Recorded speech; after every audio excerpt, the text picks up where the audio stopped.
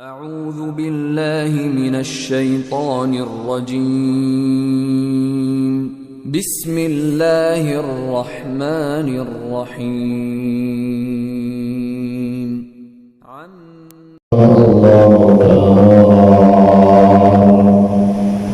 وما يشاء إلا حول ولا قوة إلا بالله عليه توكلت وإليه أنيب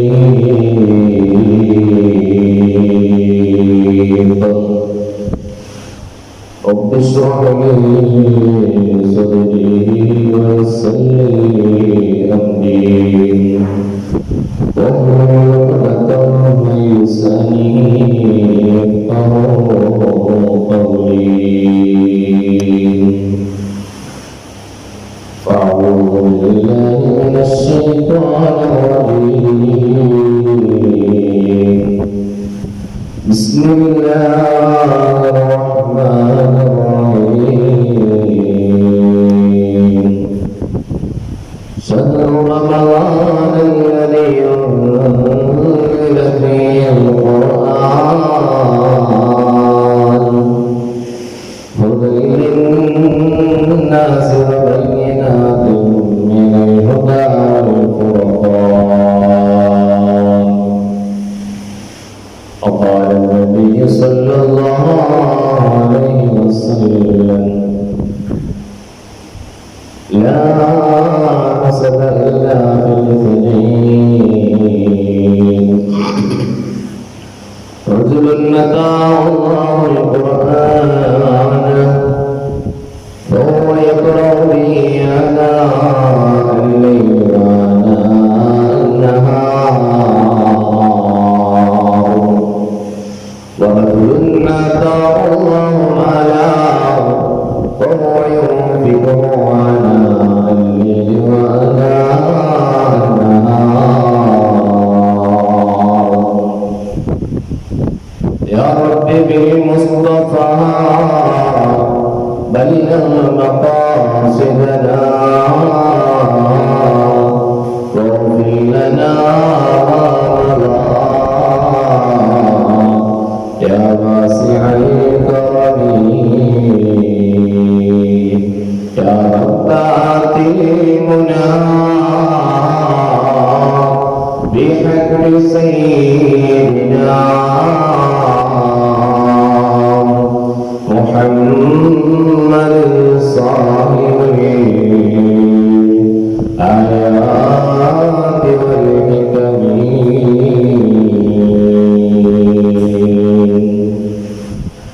وعلمه سيدنا مولانا محمد ഏറ്റവും ബഹുമാനാദരവുള്ള നാട്ടുകാർ ഉമ്മമാരും സഹോദരന്മാർ അല്ലാഹു സുബ്ഹാനഹു വ തആല പരിശുദ്ധമായ ഈ റമളാനിന്റെ പുണ്യമാക്കപ്പെട്ട ദിനങ്ങളിൽ നമുക്ക് ഒരുമിച്ച് കൂടാൻ കഴിയും. അല്ലാഹു നമ്മെ കബൂൽ ചെയ്യുമാറാകട്ടെ. ഓരോ നിമിഷങ്ങളും അവന്റെ പൊരുത്തത്തിലായി ഉപയോഗപ്പെടുത്താൻ അല്ലാഹു നമുക്ക് ഭാഗ്യം നൽകി അനുഗ്രഹിക്കുമാറാകട്ടെ. പരിശുദ്ധമായ റമളാനിന്റെ ഓരോ ദിനങ്ങളും അനുകൂലമായി സാക്ഷി പറയുന്ന മുത്തഖീങ്ങളിൽ അല്ലാഹു നമ്മെ ഉൾപ്പെടുത്തി അനുഗ്രഹിക്കുമാറാകട്ടെ. നാം ഇവിടെ ഒരുമിച്ച് കൂടിയതിനേക്കാൾ സന്തോഷത്തോടെ അവന്റെ സ്വർഗീയ ഭവനത്തിൽ ഒരുമിച്ച് കൂടാൻ അല്ലാഹു നമുക്ക് ഭാഗ്യം നൽകി അനുഗ്രഹിക്കുമാറാകട്ടെ. പരിശുദ്ധമായ റമളാൻ അല്ലാഹു സുബ്ഹാനഹു വ തആല ഈ റമളാൻ മാസമായാൽ തന്റെ അടിമകൾക്ക് ധാരാളം ഓഫറുകൾ വാഗ്ദാനം ചെയ്യുക. ആ ഓഫറുകളെല്ലാം അതിന്റെ മുറ പോലെ നാം ചെയ്തു തീർക്കേണ്ടതുണ്ട്.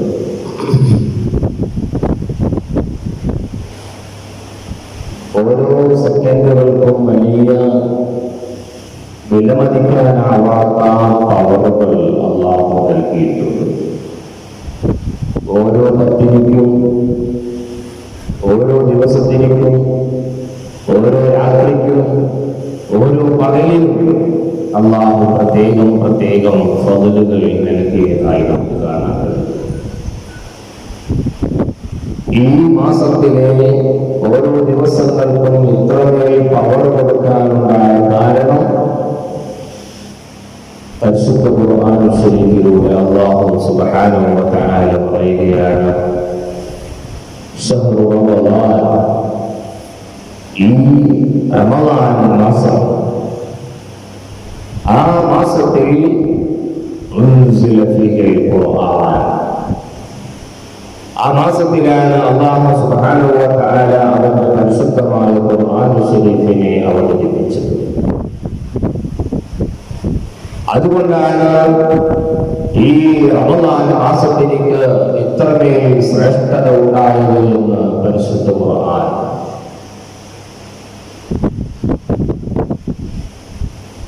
റമളാനിന്റെ ഓരോ ദിവസത്തിനും ഓരോ സെക്കൻഡിനും ശ്രേഷ്ഠത ഉണ്ടാകണമെങ്കിൽ അതിനുള്ള കാരണം ആ മാസത്തിൽ പരിശുദ്ധ ഖുർആൻ ശരീഫിനെ അല്ലാഹു സുബ്ഹാനഹു വ തആല അവതരിപ്പിച്ചു എന്നതാണ്. അപ്പോൾ ഈ മാസത്തിൽ ഏറ്റവും കൂടുതൽ നാം ഇടപെടേണ്ടതും പരിശുദ്ധ ഖുർആനുമായിട്ടാണ്. പരിശുദ്ധ ഖുർആൻ ശരീഫിലേക്ക് വലിയ മഹത്വങ്ങളാണ് മഹാന്മാർ നമുക്ക് പറഞ്ഞു തന്നിട്ടുള്ളത്. ഓരോ ഹർഫിനും വലിയ കൂലികളാണ് നൽകിയിട്ടുള്ളത്. ഒരു ഹർഫിനിക്ക് അതിന്റെ 10 ഇരട്ടി കൂലിയാണ്. ഹബീബായ റസൂലുള്ളാഹി സ്വല്ലല്ലാഹു അലൈഹി വസല്ലം തങ്ങൾ പറയുന്നു, ലാ അഖൂലു അലിഫ് ലാം മീം ഹർഫ്, അലിഫ് ലാം മീം എന്നുള്ളത് ഒരു ഹർഫാണ് എന്ന് ഞാൻ പറയില്ല. അലിഫുൻ ഹർഫ്, വലാമുൻ ഹർഫ്, വമീമുൻ ഹർഫ്. അലിഫ് ഒരു ഹർഫാണ്, ലാം ഒരു ഹർഫാണ്, മീം ഒരു ഹർഫാണ്. അങ്ങനെ അലിഫ് ലാം മീം എന്ന് പറയുന്ന ആള് അയാൾ 3 ഹർഫുകളാണ് ഉച്ചരിച്ചിട്ടുള്ളത്. ആ 3 ഹർഫ് ഉച്ചരിച്ച് മനുഷ്യനിക്ക് ഒരു ഹർഫിനിക്ക് 10 ഇരട്ടിയാണെങ്കിൽ അലിഫ് ലാം മീം ഉച്ചരിച്ച ആൾക്ക് 30 ഇരട്ടി പ്രതിഫലമുണ്ടെന്ന് ഹബീബായ മുഹമ്മദ് റസൂലുള്ളാഹി സ്വല്ലല്ലാഹു അലൈഹി വസല്ലം. ഇത് റമളാനിന്റെ മാത്രം പ്രത്യേകതയല്ല. ഏതു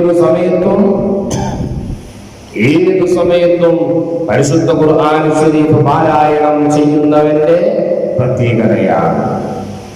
അങ്ങനെയെങ്കിൽ നമ്മൾ ഓതിക്കൊണ്ടിരിക്കുന്ന പരിശുദ്ധ ഖുർആൻ ശരീഫ് അതിന്റെ ഓരോ ഹർഫുകളെടുത്ത് എണ്ണ നോക്കിയാൽ അല്ലാഹു നമുക്ക് തരുന്ന പ്രതിഫലം എത്രയാണ്.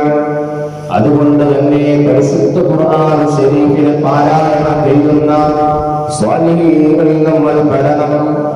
ഹബീബായ റസൂലുള്ളാഹി സ്വല്ലല്ലാഹു അലൈഹി വസല്ലം തങ്ങൾ പറയുകയാണ്, പരിശുദ്ധ ഖുർആൻ ശരീഫ് പാരായണം ആരെങ്കിലും ചെയ്താൽ, ഖുർആൻ ശരീഫ് പാരായണം ചെയ്താൽ ആഖിറത്തിൽ ആ പരിശുദ്ധ ഖുർആൻ ശരീഫ് വരികയാണ്. എന്നിട്ട് അല്ലാഹുവോട് പറയാണ്, ഓ അല്ലാഹ് ഫശഫിനി ഫീഹി, അല്ലാഹുവേ ഇയാളുടെ വിഷയത്തിൽ എന്റെ ശുപാർശയെ സ്വീകരിക്കണേ അല്ലാഹ്. ഇയാൾ ഏത് രൂപത്തിൽ ജീവിച്ചവനായിരുന്നാലും റബ്ബേ ഇവൻ എന്നെ ധാരാളം പാരായണം ചെയ്തവനാണ്. അതുകൊണ്ട് എന്റെ ശുപാർശ നീ സ്വീകരിക്കണേ അല്ലാഹ്. മറ്റൊരു ഹദീസിൽ ഹബീബായ തങ്ങൾ പറയുന്നത് കാണാം, അത് പാരായണം ചെയ്യുന്നവന്റെ ശുപാർശകനായിക്കൊണ്ട് അതേ അവിടുന്ന് രക്ഷപ്പെടുത്താനുള്ള ഒരു സഹായിയായിക്കൊണ്ട് ആ പരിശുദ്ധ ഖുർആൻ വരുമെന്ന് ഹബീബായ മുഹമ്മദ് സല്ലല്ലാഹു അലൈഹി വസല്ലം നമ്മെ പഠിപ്പിച്ചെങ്കിൽ ഖുർആനിന്റെ അധികാരായ നമ്മൾ മാറണം. അല്ലാഹു തൗഫീഖ് തരട്ടെ. ഈ പരിശുദ്ധ ഖുർആൻ ശരീഫ് ഓതുന്നതിൽ ഞങ്ങൾ അല്ലാഹുവിനെ ഉൾപ്പെടുത്തണേ അല്ലാഹ്. അതുകൊണ്ട് പരിശുദ്ധ ഖുർആൻ ശരീഫിലേക്ക് വലിയ ബഹുമാനമാണ്. ഇനി പരിശുദ്ധ ഖുർആൻ ശരീഫ് ഓതുന്ന ആളുടെ അവസ്ഥ എന്താ? ആ മനുഷ്യനെ നമ്മൾ ആരെങ്കിലും ബഹുമാനിക്കണോ? പരിശുദ്ധ ഖുർആൻ ഓതുന്ന ഒരാളെ നമ്മൾ ബഹുമാനിക്കേണ്ടതുണ്ടോ? ഉണ്ട്. ഹബീബായ തങ്ങൾ പറയാൻ അലാമൻ അക്രമവും അക്രമവുമുല്ലാഹ്. ആരെങ്കിലും പരിശുദ്ധ ഖുർആൻ ഓതുന്ന ആളെ ബഹുമാനിച്ചാൽ അക്രമവുമുല്ലാഹ്, ആ മനുഷ്യനെ അല്ലാഹു ബഹുമാനിക്കുന്നതാണ്. ഇവൻ ഖുർആൻ ഓതണമെന്നില്ല, പക്ഷേ ഖുർആൻ ഓതുന്ന നല്ലൊരു മനുഷ്യനാണ്. ആ മനുഷ്യനെ ആരെങ്കിലും ബഹുമാനിച്ചാലോ അല്ലാഹ് അയാളെ ബഹുമാനിക്കുന്നതാണ്. ഖുർആൻ ഓതുന്ന ഒരു മനുഷ്യനെ ബഹുമാനിച്ചാൽ തന്നെ അല്ലാഹ് നമ്മളെ ബഹുമാനിക്കുന്നു. ഓതിയോനല്ല, ഈ ബഹുമാനിച്ചു എന്ന കാരണം കൊണ്ട് നമ്മൾ അല്ലാഹു ബഹുമാനിക്കുന്നു. പിന്നെയോ അല്ല, അവർക്ക് അത് മാത്രമല്ല,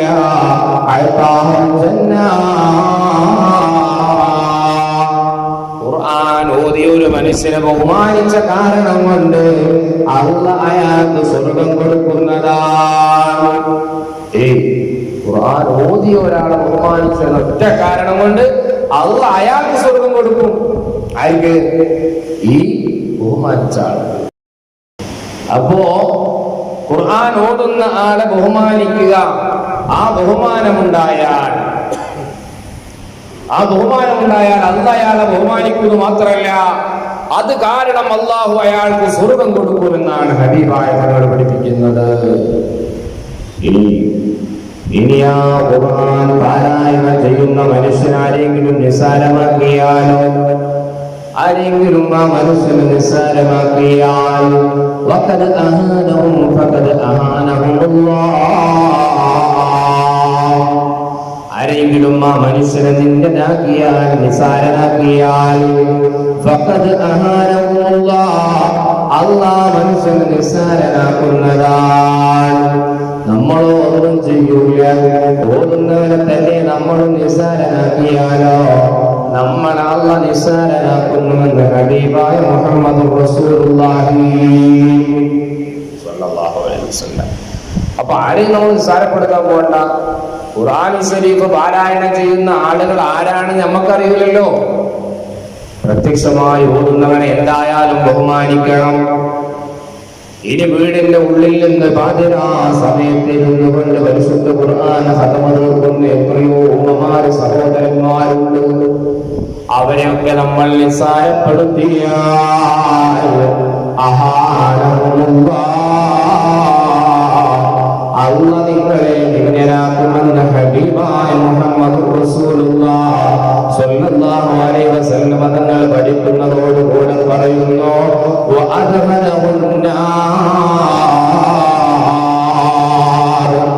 ഖുർആൻ ഓതുന്നവനെ നിസ്സാരപ്പെടുത്തിയ ആരെങ്കിലും ഉണ്ടോ, അത് കാരണം അല്ലാഹ് അവനെ നരകത്തിലേക്ക് കൊണ്ടുവന്ന് ഹബീബായ റസൂലുള്ളാഹി സ്വല്ലല്ലാഹു അലൈഹി വസല്ലം. അപ്പൊ നമ്മൾ ആരെയും നിസ്സാരപ്പെടുത്താൻ പോണ്ട, ആരെയും നമ്മൾ നിന്ദിക്കാൻ പോണ്ട. നമ്മുടെ അയൽവാസികളായ ആളുകൾ അവർ ഒരു പക്ഷേ നമ്മുടെ പ്രത്യക്ഷത്തിൽ ഒരു മോശക്കാരാണെങ്കിലും പാതിരാ സമയത്ത് റബ്ബിലേക്ക് കരങ്ങൾ ഉയർത്തി കണ്ണീരൊലിപ്പിച്ച് കരയുന്ന ഉമ്മമാര് സഹോദരന്മാരാണെങ്കിൽ, അവർ പാതിരാ സമയത്ത് ഖതറുകൾ തീർക്കുന്നവരാണെങ്കിൽ ആ ഖതറുകളെല്ലാം അവർക്ക് അനുകൂലമാണ്. ഒരു വിഷയത്തിലും നമ്മൾ അവരുമായി തർക്കത്തിൽ പെടാൻ പാടില്ല, അതിൽ തർക്കമുണ്ടാവാൻ പാടില്ല.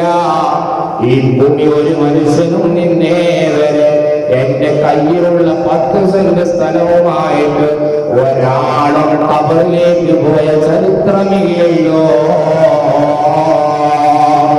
ആരെങ്കിലും മറ്റൊരാളുടെ മുതൽ അതിക്രമിച്ചെടുത്താൽ അവൻ നരകത്തിലെ വിറകുകൾ തൊട്ടുകയെന്നല്ലേ നമ്മെ പഠിപ്പിച്ചത്. അവരെന്തായിക്കോട്ടെ അയൽപത്രങ്ങളിൽ നിന്ന് നമ്മൾ ഒടുക്കി നിൽക്കണം. വിട്ടുവീഴ്ചക്ക് നമ്മൾ തയ്യാറാവണം. ഒരു അരസെന്റോ കാസെന്റോ സ്ഥലം മറ്റുള്ളൊരാൾ അപഹരിച്ചുള്ള നിലക്ക് അതിർ തർക്കം കൊണ്ട് നമ്മുടെ ബന്ധം പിന്നിച്ചൂടാ. ആരായിരുന്നാലോ അവരെ നമ്മൾ ബഹുമാനിക്കണേ. ഈ ദുനിയാവിലുള്ള ഓരോ നിമിഷങ്ങളെ കുറിച്ചും അന്ന് നമ്മോട് ചോദിക്കുന്നതാണ്. അതേ നാം കാണുന്ന ചെറിയ കുരുവിയായ കിളിയില്ലേ, ആ കിളി നമ്മൾ വെറുതെ അങ്ങ് കൊന്നാലോ നാളെ റബ്ബിന്റെ മുന്നിൽ ആ കിളി വരുമത്രേ.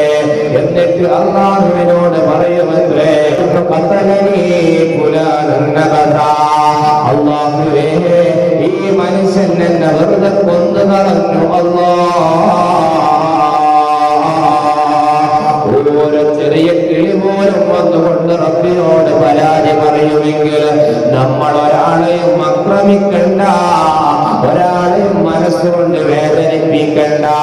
ഒരു വടിയെടുത്ത് മറ്റൊരാളെ അടിക്കുന്നതിനേക്കാൾ എത്രയോ മൂർച്ചയുള്ളതാണ് നമ്മുടെ വായിൽ നിന്ന് പോകുന്ന ഒരു വാക്ക്. അല്ലാഹു അങ്ങനത്തെ പ്രയാസകരമായ വാക്കുകളെ തൊട്ട് നമ്മെ കാത്തുരക്ഷിക്കുമാറാവട്ടെ. നിങ്ങൾ പരിശുദ്ധ ഖുർആൻ നമ്മളേതായാലും ഓതുന്നില്ലെങ്കിൽ ഓതുന്നവരെ നമ്മൾ സാരപ്പെടുത്താൻ പോകണ്ട. അങ്ങനെ ആ ഖുർആൻ ഓതുന്ന മനുഷ്യനെ നമ്മൾ ബഹുമാനിച്ചാൽ എന്താ നമുക്ക് കിട്ടാൻ പോകുന്നത്? ഖുർആൻ ശരീഫ് ഓതുന്ന മനുഷ്യനെ ബഹുമാനിച്ചാൽ, ആ മനുഷ്യനെ ബഹുമാനിക്കുമ്പോ അല്ലാഹു സുബ്ഹാനഹു വ തആല അവരോട് ചോദിക്കുമത്രേ, അവരോട് ചോദിക്കും, മോനെ നീ പരിശുദ്ധ ഖുർആൻ ശരീഫ് പാരായണം ചെയ്തതുകൊണ്ടാണല്ലോ സ്വർഗ്ഗത്തിൽ കടക്കുന്നത്. അതേ നിനക്ക് എന്താണ് വേണ്ടത്? അതേ എന്ന് ചോദിച്ചിട്ട് പറയുന്നു, അതേ നിന്നോട് നല്ല രൂപത്തിൽ പെരുമാറിയവരാരൊക്കെയുണ്ട്, നിന്നോട് നല്ല രൂപത്തിൽ പെരുമാറിയവരാരൊക്കെയുണ്ട്, അവരെല്ലാം വിളിച്ചോളൂ. എന്നിട്ട് നീ സ്വർഗ്ഗത്തിൽ കടന്നോളൂ എന്ന് അല്ലാഹു സുബ്ഹാനഹു വ തആല ഖുർആൻ പാരായണം ചെയ്ത മനുഷ്യരോട് പറയുമെന്ന് ഹബീബായ തങ്ങൾ പറയുകയാണ്.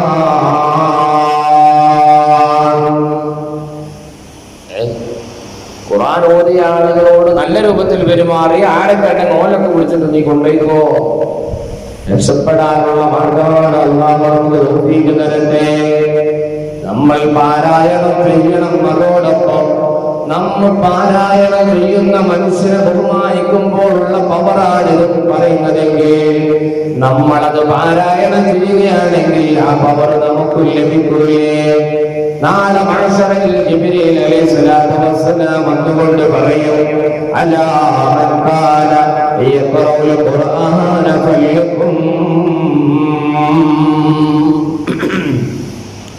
പരിശുദ്ധ ഖുർആൻ ശരീഫ് ദുനിയാവിൽ വെച്ച് പാരായണം ചെയ്ത ആളുകളാരൊക്കെയാണ്? അവരൊന്ന് എണീറ്റ് നിൽക്കുകയെന്ന് നാളെ മഹ്ശറിൽ ജിബ്രീൽ അലൈഹിസ്സലാത്തു വസ്സലാം വിളിച്ചു പറയുമത്രേ. എന്നിട്ടോ ആ സമയത്ത് എല്ലാ ആളുകളും ഖുർആൻ ഓതിയ മനുഷ്യരെല്ലാവരും എണീറ്റ് നിൽക്കുകയാണ്. എല്ലാവരും എണീറ്റ് നിൽക്കുന്നു. അല്ലാഹു നമുക്ക് ഭാഗ്യം തരട്ടെ, ഖുർആൻ ഓതുന്നവരിൽ നമ്മൾ ഉൾപ്പെടുത്തട്ടെ. എന്നിട്ട് ജിബ്രീൽ അലൈഹിസ്സലാത്തു വസ്സലാം പറയാണ്, ഇഖ്റഊ, നിങ്ങൾ ഓതിക്കോളൂ, നിങ്ങൾ ഓതിക്കോളൂ. അങ്ങനെ എല്ലാ ഖുർആൻ പാരായണം ചെയ്ത മനുഷ്യരും നിന്നുകൊണ്ട് ഇങ്ങനെ ഓതുന്ന പരിശുദ്ധ ഖുർആൻ ശരീഫിലെ വചനങ്ങൾ.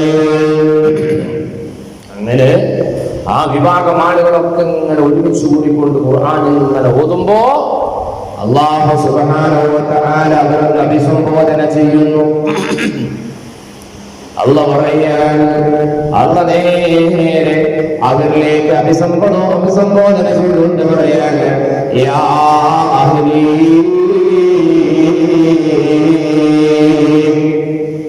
ഓ കൂട്ടുകാരെ, ഓ എന്റെ ആളുകളെ, എന്റെ ആളുകളെ, എന്റെ അഹ്ലുകാരെ. മറ്റുള്ളതൊന്നും അല്ലാഹുവിന്റെ അഹ്ലുകാരല്ലാത്തത് കൊണ്ടല്ല, അല്ലാഹ് പ്രത്യേകം ഇവരെ വിളിക്കുന്നു, യാ അഹ്ലി, എന്റെ ആളുകളെ. ഇല്ലേ, നമ്മുടെ മക്കളിൽ പല മക്കളുമുണ്ട്. അതിലൊരു മകൻ നല്ല ഉഷാറാണെങ്കിൽ നമ്മൾ പറയും അവൻ എന്റെ മോനാണ്. അല്ലേ, സാധാരണ ഉപയോഗമാണ്, അവൻ എന്റെ മോനാണ്. എല്ലാവരും ഉപയോഗിക്കും. കാരണം എന്താ? അവൻ ഞാൻ ഇഷ്ടപ്പെടുന്നുണ്ട്, അവനിൽ ഒരുപാട് പ്രത്യേകതകളുണ്ട്, അതുകൊണ്ട് അവൻ എന്റെ മകനാണ്. എന്നാലോ വല്ല തെറ്റും ചെയ്താണെങ്കിലോ, ഓ വല്ല മോശമോ ചെയ്തിട്ടാണ് വന്നതെങ്കിൽ എന്താ പറയാ? പെണ്ണുങ്ങൾ പറയുന്നത് കണ്ടില്ലേ നിങ്ങളെ മോനെ, അപ്പൊ നിങ്ങളെ മോനെ. എന്തെങ്കിലും നല്ല കാര്യം ചെയ്യണല്ലേ, എന്റെ കുട്ടിനെ കണ്ട എന്ത് ഉഷാറാണ്, അല്ലേ? അത് നമ്മളൊരു ഉപയോഗം. എങ്ങനെ എന്തേലും കുഴപ്പമാണോ എൻ്റെ അടുത്ത് കണ്ടാ പറയും നിങ്ങളെ മോനെ മാറ്റിയത് കണ്ടപ്പോ. അത് അങ്ങോട്ടും ഇങ്ങോട്ടും പറയട്ടത് വേറെ വിഷയം. ഇവിടെ അല്ലാഹു സുബ്ഹാനഹു വ തആല വിളിക്കുകയാണ്, യാ അഹ്ലി, എന്റെ ആളുകളെ, എന്റെ ആളുകളെ എന്ന് പറഞ്ഞ് അല്ലാഹു വിളിക്കുന്നു. എന്നിട്ട് അവരോട് പറയാണ്, അതഅരിഫൂന അഹ്സന ഇലൈക്കും, നിങ്ങളോട് നല്ല രൂപത്തിൽ പെരുമാറിയവരെ നിങ്ങൾക്കറിയുമോ? നിങ്ങളോട് നല്ല രൂപത്തിൽ പെരുമാറിയവരെ നിങ്ങൾക്കറിയുമോ? ആ സമയത്ത് അല്ലാഹുവിനോട് ആ മനസ്സിന് പറയുന്നു, അതേ, ഞങ്ങളോട് നല്ല രൂപത്തിൽ പെരുമാറിയവർ, സഹദസ്തവർ, ഞങ്ങൾ ഉപദേശിച്ചവർ, ഞങ്ങളെ ഗുണകാംക്ഷിച്ച ഒരുപാട് ആളുകളുണ്ട്. അല്ലാഹു പറയാനേ, നിങ്ങൾ സ്വർഗത്തിൽ കടന്നോളോ, നിങ്ങളെ സ്നേഹിച്ച, നിങ്ങൾ പരിശുദ്ധ ഖുർആൻ ശരീഫ് പാരായണം ചെയ്യുമ്പോ നിങ്ങൾക്ക് സപ്പോർട്ട് ചെയ്ത, നിങ്ങൾ അനുഭവിച്ച, നിങ്ങളോട് നല്ല രൂപത്തിൽ പെരുമാറിയ ആരെല്ലാം ഉണ്ടോ അവരെ കൈപിടിച്ച് സ്വർഗത്തിലേക്ക് കടന്നോളോ എന്ന് അല്ലാഹു സുബ്ഹാനഹു വ തആല പറയുമത്രേ. അല്ലാഹുവേ, സാധുക്കളായ ഞങ്ങൾക്ക് നീ തൗഫീഖ് തരണേ അല്ലാഹ്.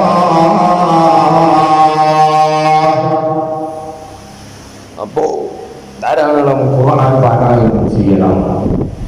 ഖുർആൻ എങ്ങനെയൊക്കെ പാരായണം ചെയ്താൽ, 2ാം ക്ലാസ്സിൽ മദ്രസയിൽ പോയതാണ്.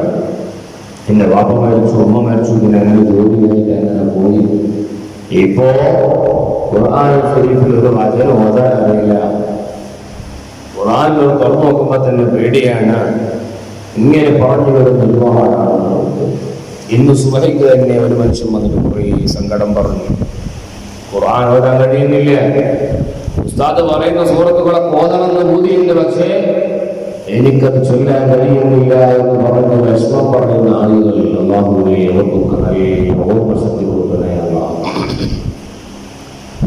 അങ്ങനെ ഖുർആൻ ഓതാൻ പ്രയാസമുള്ള ആളുകൾ എന്താണ് ചെയ്യേണ്ടത്? അവർക്ക് കുറച്ചൊക്കെ വായിക്കാൻ അറിയുള്ളൂ, പിന്നെ കിട്ടുന്നില്ല. ആ മനുഷ്യന്മാർ വെറുതെ ഇരിക്കണമെന്നല്ല പഠിപ്പിക്കുന്നത് ഇസ്ലാം. അവർ ചെയ്യേണ്ടത് എന്താണ്? അവർ പരിശുദ്ധ ഖുർആൻ മറിക്കട്ടെ, അവർ കഴിയുന്ന ഭാഗങ്ങൾ പാരായണം ചെയ്യട്ടെ.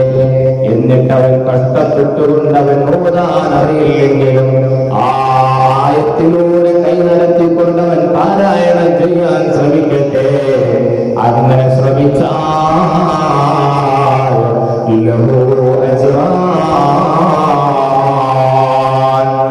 ആ മനുഷ്യന് 2 കൂലിയാണ് അല്ലാഹ് കൊടുക്കുന്നത്. ഒരു കൂലിയല്ല, 2 കൂലി. 2 കൂലി അല്ലാഹ് കൊടുക്കും. എങ്ങനെയാ 2 കൂലി എന്നറിയോ നിങ്ങൾക്ക്? ഒന്ന്, ആ മനുഷ്യൻ പാരായണം ചെയ്തതിനുള്ള കൂലി. മറ്റൊന്ന്, ഖുർആൻ ഓതാൻ അറിയാനിട്ടും അത് വളരെ പ്രയാസപ്പെട്ടുകൊണ്ട് ഓതാൻ അവർ ശ്രമിച്ചില്ലേ, അതുകൊണ്ട് ആ ശ്രമിച്ചതിന് 1 കൂലി കൂടെ കൊടുക്കുന്നു. അങ്ങനെ 2 കൂലി കൊടുക്കുന്നത്രേ. പരിശുദ്ധ ഖുർആൻ ശരീഫ് പാരായണം ചെയ്യാൻ ബുദ്ധിമുട്ടുള്ള ആളുകൾ പ്രയാസം കഴിച്ചു ഓതിയായ 2 കൂലിയാണ് അവർക്ക് ലഭിക്കുന്നത്. ഇനിയോ ഖുർആനിന്റെ ഒരു അക്ഷരം പോലും വായിക്കാൻ അറിയൂല, പരിശുദ്ധ ഖുർആനിലെ ഖത്മുകൾ തീർത്താൻ ലഭിക്കുന്ന ശ്രേഷ്ഠത അവർക്കറിയാം. പക്ഷേ ഖുർആനിന്റെ ഒരു അക്ഷരം പോലും അവർക്ക് നോക്കിയാൽ മനസ്സിലാകില്ല എങ്കിൽ അവരെങ്ങനെയാണ് പരിശുദ്ധ ഖുർആൻ ഖത്മു തീർക്കുന്നത്? അവർക്ക് തീർക്കണ്ടേ? അവർക്കും വേണ്ടേ ഈ കൂലി? പരിശുദ്ധ ഖുർആനിന്റെ ഓരോ പേജുകളും മറിക്കുക, അതിൽ ഓരോ ആയത്തിലൂടെയും ഓരോ വരിയിലൂടെയും നിങ്ങളുടെ വിരൽ നടത്തി കണ്ണുകൊണ്ട് അതിലൂടെ സൂക്ഷ്മമായി പരിശോധന നടത്തി അങ്ങനെ നിങ്ങൾ ഓരോരോ പേജുകളും മറിച്ച് അവസാനം വരെ അതങ്ങ് പൂർത്തീകരിക്കുമ്പോ അല്ലാഹു അതിന്റെ മഹത്തായ പ്രതിഫലം തരുമെന്ന് ഹബീബായ തങ്ങൾ നമ്മെ പഠിപ്പിച്ചില്ലേ? അതുകൊണ്ട് ഒരാൾക്കും ഖുർആനിൽ നിന്ന് രക്ഷപ്പെടാൻ വഴിയില്ല. രക്ഷപ്പെടാൻ വഴിയില്ല എന്ന് പറഞ്ഞാൽ ഖുർആൻ ശരീഫ് പാരായണം ചെയ്താൽ അതിന്റെ പ്രതിഫലം അവർക്കാണ് ലഭിക്കുന്നത്. അപ്പൊ മഹത്വങ്ങളൊക്കെ പറയുമ്പോ തോന്നിപ്പോകണ്ട, എനിക്കിതൊന്നും ഓതാൻ കഴിയൂലല്ലോ, അതിലൊക്കെ വേറെ ആരോടൊക്കെയാണ് വഴുതു പറയുന്നതെന്ന് തോന്നണ്ട. ഈ സദസ്സിലിരിക്കുന്ന ചെറിയത് മുതൽ വലിയത് വരെയുള്ള എല്ലാ മനുഷ്യരോടുമാണ് എന്റെ വഴത്. എല്ലാവരും ചെയ്യേണ്ട കാര്യങ്ങളാണ്. അത് ആദ്യം എന്റെ രക്ഷിനോടും പിന്നെ നിങ്ങളോടും ഓർമ്മപ്പെടുത്തുകയാണ്. അല്ലാഹു ധാരാളം ഖുർആൻ പാരായണം ചെയ്യുന്ന സ്വാലിഹീങ്ങളിൽ അല്ലാഹു നമ്മെ ഉൾപ്പെടുത്തി അനുഗ്രഹിക്കുമാറാകട്ടെ.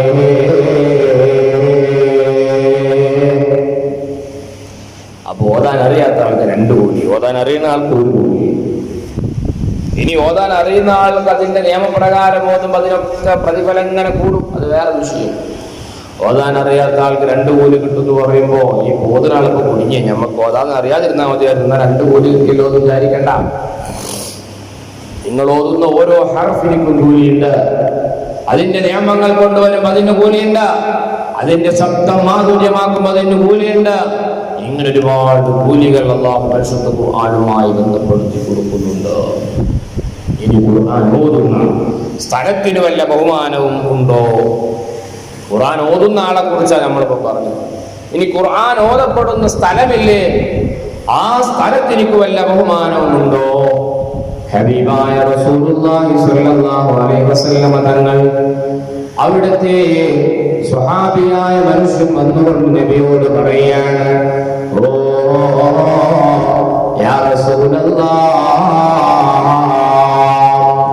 ഞാൻ രാത്രി ഇങ്ങനെ സൂറത്ത് പാരായണം ചെയ്യുകയാണ്. അങ്ങനെ ഖുർആൻ ഓതിക്കൊണ്ടിരിക്കുന്ന സമയത്ത് അതാ എന്റെ അരികിൽ കെട്ടിയിരുന്ന എന്റെ മൃഗം അത് വല്ലാതെ ഇങ്ങനെ ചാടിക്കളിക്കുകയാണ്. നബി സല്ലല്ലാഹു അലൈഹി വസല്ലം തങ്ങൾ പറഞ്ഞു, തിൽക സകീനത്തു നസ്സലത്തുൽ ഖുർആൻ, ഖുർആൻ ശരീഫ് പാരായണം ചെയ്ത കാരണം കൊണ്ട് അല്ലാഹു വാനലോകത്തിൽ നിന്ന് നിങ്ങളുടെ ഖുർആൻ ശ്രവിക്കാൻ വേണ്ടി അതേ മലക്ക് ഇറങ്ങി വന്നതാണ് സ്വഹാബത്തേ.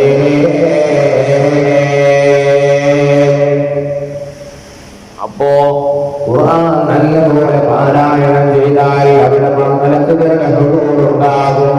അത് ചില ആളുകൾക്ക് കാണാൻ കഴിയും, നമ്മളെ പോലത്തെ സാധുക്കൾക്ക് കാണാൻ കഴിയുമോ അറിയൂല. അല്ലാഹു നമ്മുടെ മനസ്സുകളൊക്കെ നന്നാക്കി തരട്ടെ.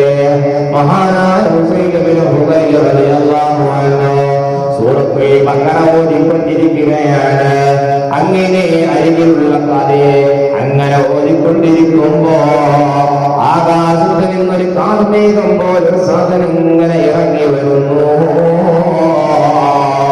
നബി തങ്ങളോട് പറഞ്ഞു, നബിയേ, ഞാൻ ഇങ്ങനെ ഓതുമ്പോൾ വാനലോകത്ത് നിന്നൊരു കാർമേഘം പോലെ ഇങ്ങനെ ഇറങ്ങി വരുന്നതായി ഞാൻ കണ്ടു. നബി തങ്ങൾ പറയാൻ, അത് മലക്കുകളാണ് സ്വഹാബ. നിങ്ങൾ പ്രഭാതം വരെ ഓടുകയായിരുന്നുവെങ്കിൽ അതേ ആ മലക്കുകളെ നിങ്ങൾക്ക് കാണാമായിരുന്നത് ഹബീബായ മുഹമ്മദുർ റസൂലുള്ളാഹി സ്വല്ലല്ലാഹു അലൈഹി വസല്ലം തങ്ങൾ പറയുകയാണ്. അപ്പോൾ നമ്മുടെ വീടുകളിൽ ബറക്കത്തുണ്ടാവണമെങ്കിൽ വീടുകളിൽ വെച്ച് ധാരാളം ഖുർആൻ പാരായണം ചെയ്യണം. ഇനി ഖുർആൻ ഓതുന്ന വീടിനെ കുറിച്ച് എന്താണ് അല്ലാഹുവിന്റെ ഹബീബായ തങ്ങൾ പറയുന്നത്? ഇന്ന ബൈത്തല്ലദീ യുത്ലാ ഫീഹിൽ ഖുർആൻ, പരിശുദ്ധ ഖുർആൻ ശരീഫ് പാരായണം ചെയ്യുന്ന വീടിനെ കുറിച്ച് തങ്ങൾ എന്താണ് പറയുന്നത്?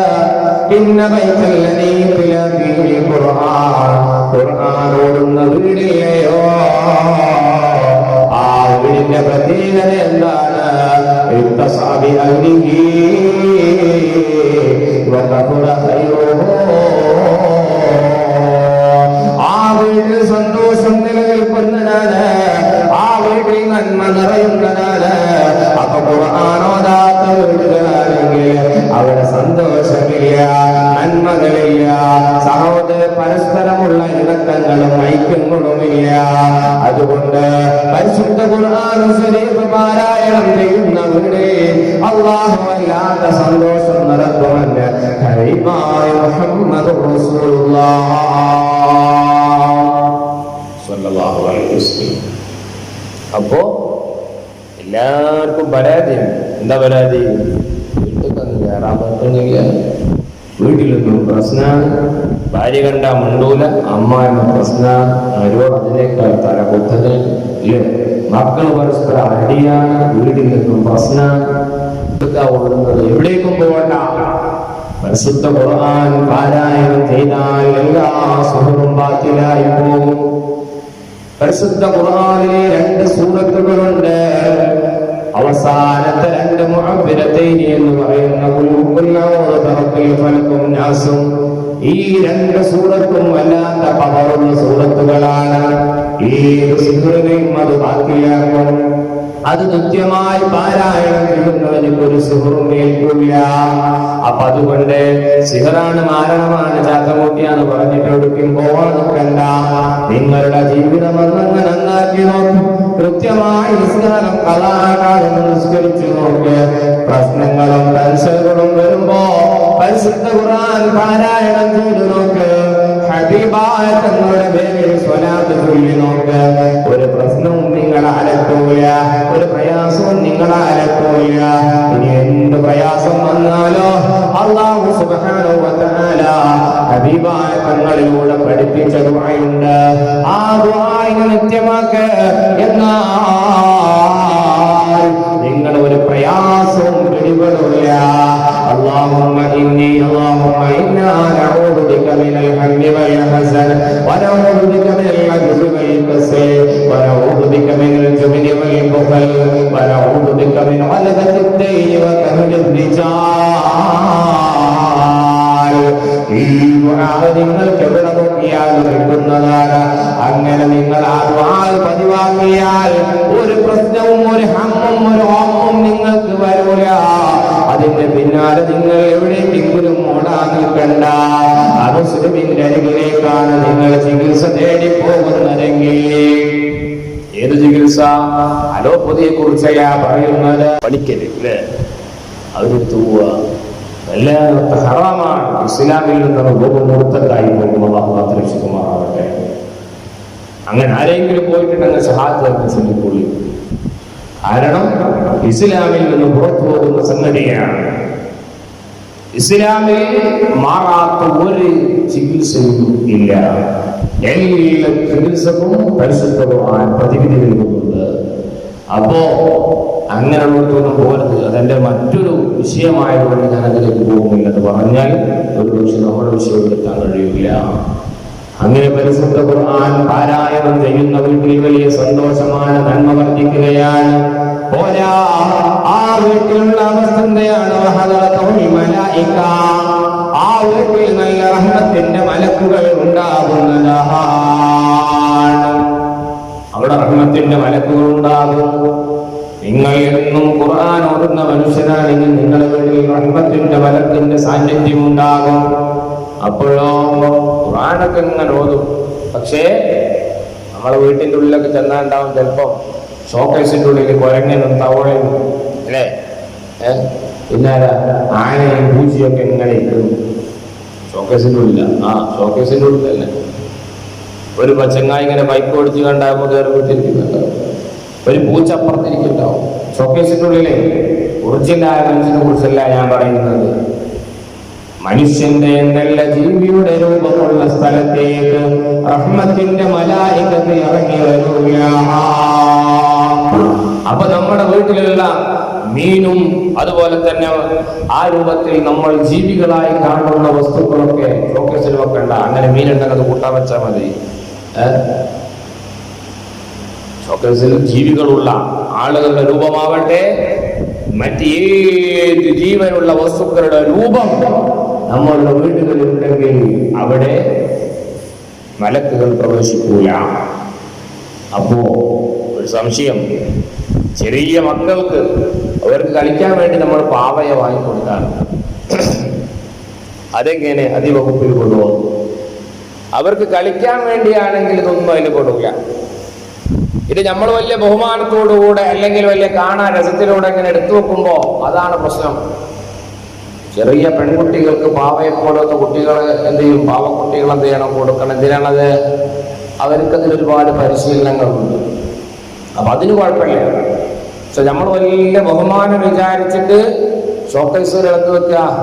ഇങ്ങനത്തെ കുറേ ജീവികൾ അല്ലേ, ജീവനുള്ള വസ്തുക്കളുടെ ഫോട്ടോസുകൾ ഉപേക്ഷിക്കണം. നമ്മള് ബെഡ്ഷീറ്റിലുണ്ടാവും മയിലും തവളയും പൂച്ചൊക്കെ, ഒക്കെ ഒഴിവാക്കണം. ജീവനുള്ള ഏത് വസ്തുക്കളുടെയും ഫോട്ടോയും നമ്മൾ വാങ്ങുന്ന വസ്തുക്കളിൽ ഉണ്ടാവാതിരിക്കാൻ പരമാവധി ശ്രമിക്കുക.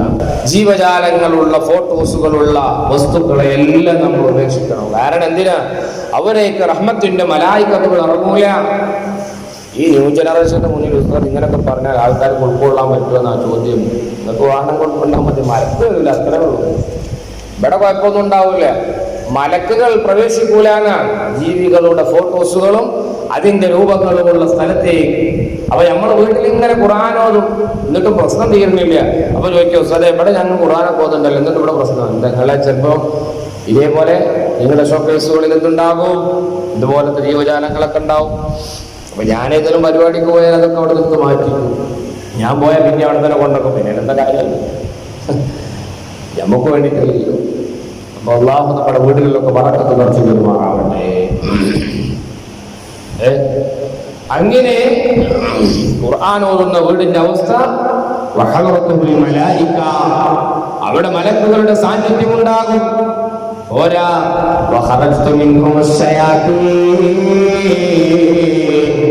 ആ വീട്ടിൽ നിന്ന് പിശാചുക്കൾ ഓടിപ്പോകുന്നതാ. അപ്പൊ ഖുർആൻ ഓതുന്ന വീട്ടിൽ അല്ലാഹുവിന്റെ റഹ്മത്തിന്റെ മലായികത്തുകളുടെ സാന്നിധ്യമുണ്ട്. അവിടെ മലക്കുകൾ വന്നാലോ അവിടെ പിന്നെ പിശാചുക്കൾ നിൽക്കുകയ, പിശാചുക്കൾ ഓടിപ്പോകും. അങ്ങനെ ആ നല്ല ജീവിതം നയിക്കാൻ അല്ലാഹു നമുക്ക് ഭാഗ്യം തരട്ടെ. ഇനി ഖുർആൻ ഒന്നും ഓതാത്ത വീടിന്റെ അവസ്ഥ എന്താണ്? ഇത് പരിശുദ്ധ റമദാനിൽ മാത്രം ചെയ്യേണ്ടതല്ല, എല്ലാ ദിവസത്തിലും നമ്മൾ ഖുർആനുമായി ബന്ധമുണ്ടാകണം. അല്ലാഹുവേ, ഞങ്ങൾക്ക് നീ തൗഫീഖ് തരണേ അല്ലാഹ്. ഇന്ന ബൈത്തുല്ലദീ ലാ യുത്ലാ ഫീഹി കിതാബുല്ലാഹി തആല വഖബിയഹി വഖല്ല ഖൈറുഹു. ഇനി പരിശുദ്ധ ഖുർആൻ ഓതാത്ത വീടിന്റെ അവസ്ഥ, ആ വീടിന്റെ അവസ്ഥ എന്താണ്? ആ കുടുംബത്തിൽ വല്ലാത്ത പ്രയാസമാണ്, കുടുസമാണ്. അതേ, മാനസികമായ സന്തോഷങ്ങളിൽ, മാനസികമായ പൊരുത്തങ്ങളിൽ ഉമ്മയും അമ്മായിമ്മയും മരുമകളും തമ്മിൽ പ്രശ്നത്തിലാണ്, മക്കള് പരസ്പരം പ്രശ്നത്തിലാണ്. ആ ഉമ്മാക്ക് വാപ്പാനെ കണ്ടൂടാ, വാപ്പാക്ക് ഉമ്മാനെ കണ്ടൂടാ. പരസ്പരം വൈരുദ്ധ്യമായ ആശയങ്ങൾ നിങ്ങളിൽ നിന്ന് ഉത്ഭവിക്കുന്നെങ്കിൽ നിങ്ങളുടെ വീടുകളിൽ പരിശുദ്ധ ഖുർആനിന്റെ സാന്നിധ്യം കുറവായിട്ടുണ്ട്. ഒരു റമദാനിൽ ഓതിവെച്ച ഖുർആൻ ഇന്നും നമ്മൾ എടുക്കുന്നത് ഈ പരിശുദ്ധ റമദാൻ വന്നപ്പോഴല്ലേ? നമ്മൾ ഖുർആനിന്റെ കടമ നിറവേറ്റിയവരാണോ? അല്ലെങ്കിൽ നമ്മുടെ കാര്യം കഷ്ടമാണ്. അവരുടെ കുടുംബത്തിൽ കുടുംബജീവിതത്തിൽ വല്ലാത്ത കുടുസായ ജീവിതം അനുഭവിക്കേണ്ടി വരും. ആ വീട്ടിലെ ഹൈറുണ്ടാവില്ല, ഹൈറുകളൊക്കെ കുറഞ്ഞു പോകുമെന്ന് ഹബീബായ മുഹമ്മദ് റസൂലുള്ളാഹി സ്വല്ലല്ലാഹു അലൈഹി വസല്ലം. ഇനി ഖുർആൻ ഓതാത്ത വീടിലോ വഖറജതു മിൻഹുൽ മലായിക, ആ വീടുകളിൽ നിന്ന് മലക്കുകൾ ഓടിപ്പോവുകയാണ്. അവിടെ മലക്കിന്റെ സാന്നിധ്യം ഉണ്ടാവില്ല. മലക്കുകളില്ലെങ്കിൽ വീടിന്റെ ഉള്ളിൽ വളരെ ക്ലേശമായിരിക്കും, പ്രയാസമായിരിക്കും, ലോകമായിരിക്കും, എന്നും പ്രതിസന്ധികളും പ്രയാസങ്ങളുമായിരിക്കും. അതുകൊണ്ട് തന്നെ പരിശുദ്ധ ഖുർആൻ ഓതാത്ത വീട് വഖറജതു മിൻഹുൽ മലായിക, ആ വീട്ടിൽ നിന്ന് മലക്കുകളെല്ലാം ഓടിപ്പോകുന്നതാണ്.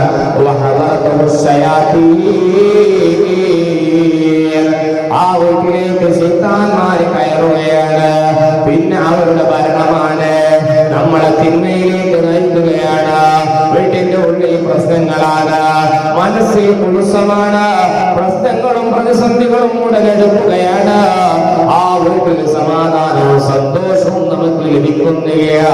അതുകൊണ്ട് നമ്മുടെ വീടിൽ പരിശുദ്ധ ഖുർആൻ ഓതാത്തൊരവസ്ഥ ഉണ്ടാവാൻ പാടില്ല. എത്ര വലിയ പണക്കാരനാണെങ്കിലും വലിയ മണിമാളികൾ നിർമ്മിച്ചവരാണെങ്കിലും മനസ്സിന്റെ ഉള്ളിലെ സമാധാനം എന്നുള്ളത് അത് വല്ലാത്തൊരു മുതലാണ്. അതേ ഉടുതുണിക്ക് മറുതുണിയില്ലാത്ത മനുഷ്യനിക്ക് മനസ്സമാധാനം ഉണ്ടെങ്കിൽ അത് തന്നെയാണ് സമാധാനം, അത് തന്നെയാണ് സ്വർഗം. അതുകൊണ്ട് സമാധാനമില്ലാത്ത ജീവിതം നിങ്ങൾ അലക്കുന്നെങ്കിൽ ഖുർആനിന്റെ അതിനായി നമ്മൾ പെടണം. അല്ലാഹുവേ ഞങ്ങൾക്കതേ തൗഫീഖ് നൽകണേ അല്ലാഹ്. ഖുർആൻ ഓതിയിട്ടില്ലെങ്കിൽ, ഖുർആൻ നമ്മൾ പാരായണം ചെയ്തിട്ടില്ല എങ്കിൽ എന്ത് സംഭവിക്കുന്നറിയുമോ? നബി സല്ലല്ലാഹു അലൈഹി വസല്ലം തങ്ങൾ പറയും, ഇരുമ്പ് അത് തുരുമ്പ് പിടിക്കുന്നത് പോലെ നമ്മുടെ ഹൃദയം എന്താവും? തുരുമ്പ് പിടിക്കും. തുരുമ്പ് പിടിച്ചാൽ ഇരുമ്പോട്ട് എന്തെങ്കിലും പറ്റും? ഒന്നും ചെയ്യാൻ പറ്റൂല, അല്ലേ? അതൊക്കെ പൊടിഞ്ഞിങ്ങനെ പോരും. ഇതുപോലെയാകുമത്രേ പരിശുദ്ധ ഖുർആൻ ഓതാത്ത മനുഷ്യന്റെ ഹൃദയം. അങ്ങനെ ഇരുമ്പ് തുരുമ്പ് പിടിക്കുന്നത് പോലെ തുരുമ്പ് പിടിക്കുമെന്ന് ഹബീബായ തങ്ങൾ പറഞ്ഞപ്പോ നബി സല്ലല്ലാഹു അലൈഹി വസല്ലം തങ്ങളോട് സ്വഹാബത്ത് ചോദിക്കുകയാണ്, യാ റസൂലല്ലാഹ്, അതിനുള്ള മാർഗം എന്താണ് നബിയേ? ഞങ്ങളെ ഹൃദയം തുരുമ്പ് പിടിക്കുന്നതിന് തൊട്ട് കാക്കാനുള്ള മാർഗം എന്താണ്? നബി സല്ലല്ലാഹു അലൈഹി വസല്ലം തങ്ങൾ പറയുന്നു, കസ്റത്തുൽ ദിക്റുൽ മൗത്ത്,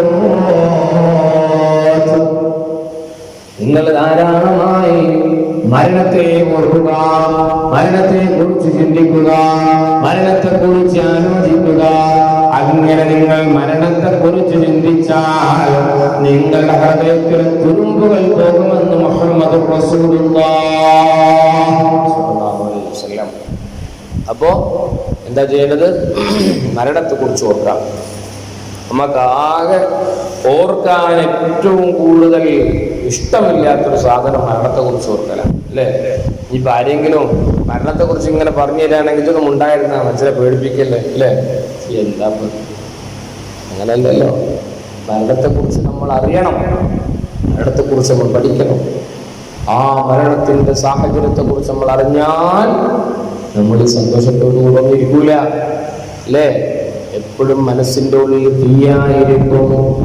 റബ്ബിന്റെ മുന്നിലേക്ക് ഇടുമ്പോ നമ്മുടെ മനസ്സുകളെല്ലാം വലിയ പേടിയാണ്. റബ്ബേ, എന്റെ അവസാനം എന്തായിരിക്കുമെന്നുള്ള പേടി. അല്ലാഹുവേ, ഞങ്ങളുടെ ആഖിബത്ത് നന്നാക്കി തരണേ അല്ലാഹ്.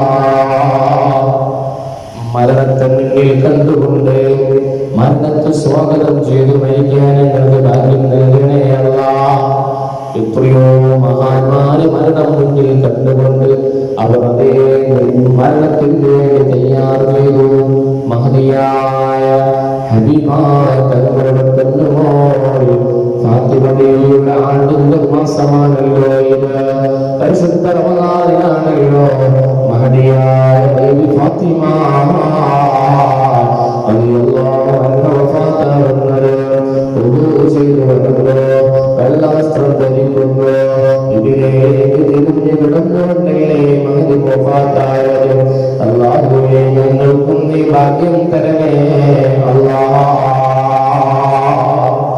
അവരെല്ലാം മരണത്തെ സന്തോഷത്തോടുകൂടെ വരവേറ്റതാണെങ്കിൽ നമുക്കൊക്കെ പേടിയാണ്. കാരണം കയ്യിലൊന്നുമില്ലാതെ എങ്ങനെയാണ് റബ്ബിന്റെ മുന്നിലേക്ക് ചെല്ലുക എന്നുള്ള പേടി.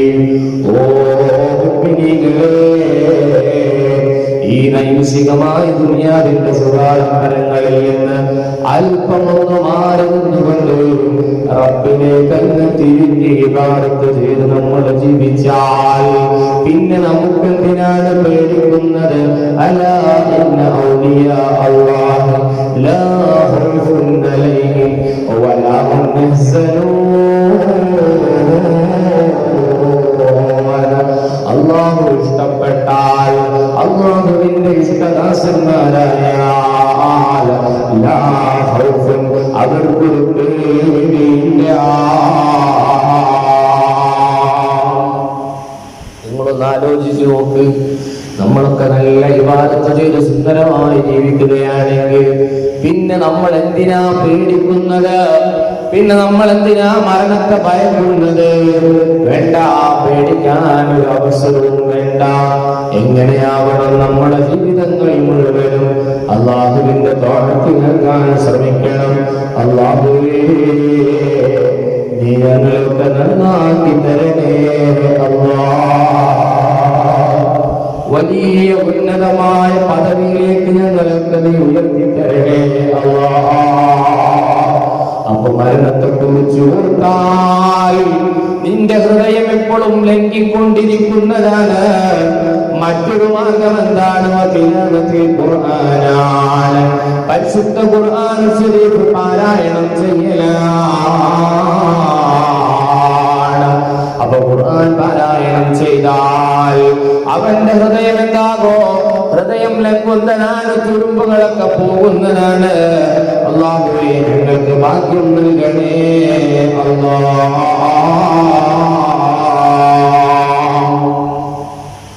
അല്ലാഹു നമുക്ക് തൗഫീഖ് നൽകുമാറാകട്ടെ. ശൈഖ് ജീലാനി റളിയല്ലാഹു അൻഹു പറയാണ്, ഓരോ ദിവസവും ഓരോ മനുഷ്യനിലേക്ക് അല്ലാഹു സുബ്ഹാനഹു വ തആല 360 പിശാചുക്കളെ അയക്കുമെന്ന്. ഇന്ന ഇബ്ലീസ യുബ്അസു കുല്ല യൗമിൻ 360 അസ്മറാ. ഓരോ ദിവസവും 360 പിശാചിനെ അല്ലാഹു നിയോഗിക്കുന്നതാണ്. അങ്ങനെ ആ ഇബ്ലീസ് വന്നുകൊണ്ട് മുഅ്മിനീങ്ങളെ ബുദ്ധിമുട്ടില്ല, മനുഷ്യരെ ബുദ്ധിമുട്ടില്ല. ആ ഇബ്ലീസുകൾ നിങ്ങളുടെ ശരീരത്തെ പ്രയാസപ്പെടുത്തുന്നെങ്കിൽ എന്താണ് ചെയ്യേണ്ടത്? മഹാനായ ശൈഖ് ജീലാനി റളിയല്ലാഹു അൻഹു പറയുകയാണ്, ആ മനുഷ്യൻ അയാൾ പറയാണ്, അഊദു ബില്ലാഹ് ഫഇനസ്തആന ബില്ലാഹ്. അല്ലാഹുവിനോട് ആ മനുഷ്യൻ സഹായം ചോദിച്ചാൽ അഊദു ബില്ലാഹി മിനശ് ശൈത്വാനിർ റജീം എന്നൊരു മനുഷ്യൻ പ്രഭാതത്തിൽ പറഞ്ഞാൽ നദറല്ലാഹു ഇലാ ഖൽബിഹി, ആ പറഞ്ഞവന്റെ ഹൃദയത്തിലേക്ക് അതൊരു നോട്ടം നോക്കുകയാണ്.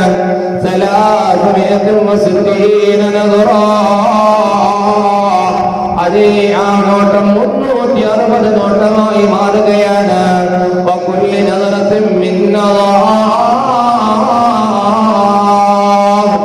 ഓരോ നോട്ടം കൊണ്ടും അതിന്റെ മനുഷ്യന്റെ ഹൃദയത്തിലേക്ക് കടന്നുകൂടിയ 360 പിശാചുക്കളില്ലേ, ആ പിശാചുക്കൾ അവന്റെ ശരീരത്തിൽ നിന്ന് നശിച്ചു പോകുമെന്ന് മഹാനവറുകൾ നമ്മോട് ഓർമ്മപ്പെടുത്തുകയാണ്.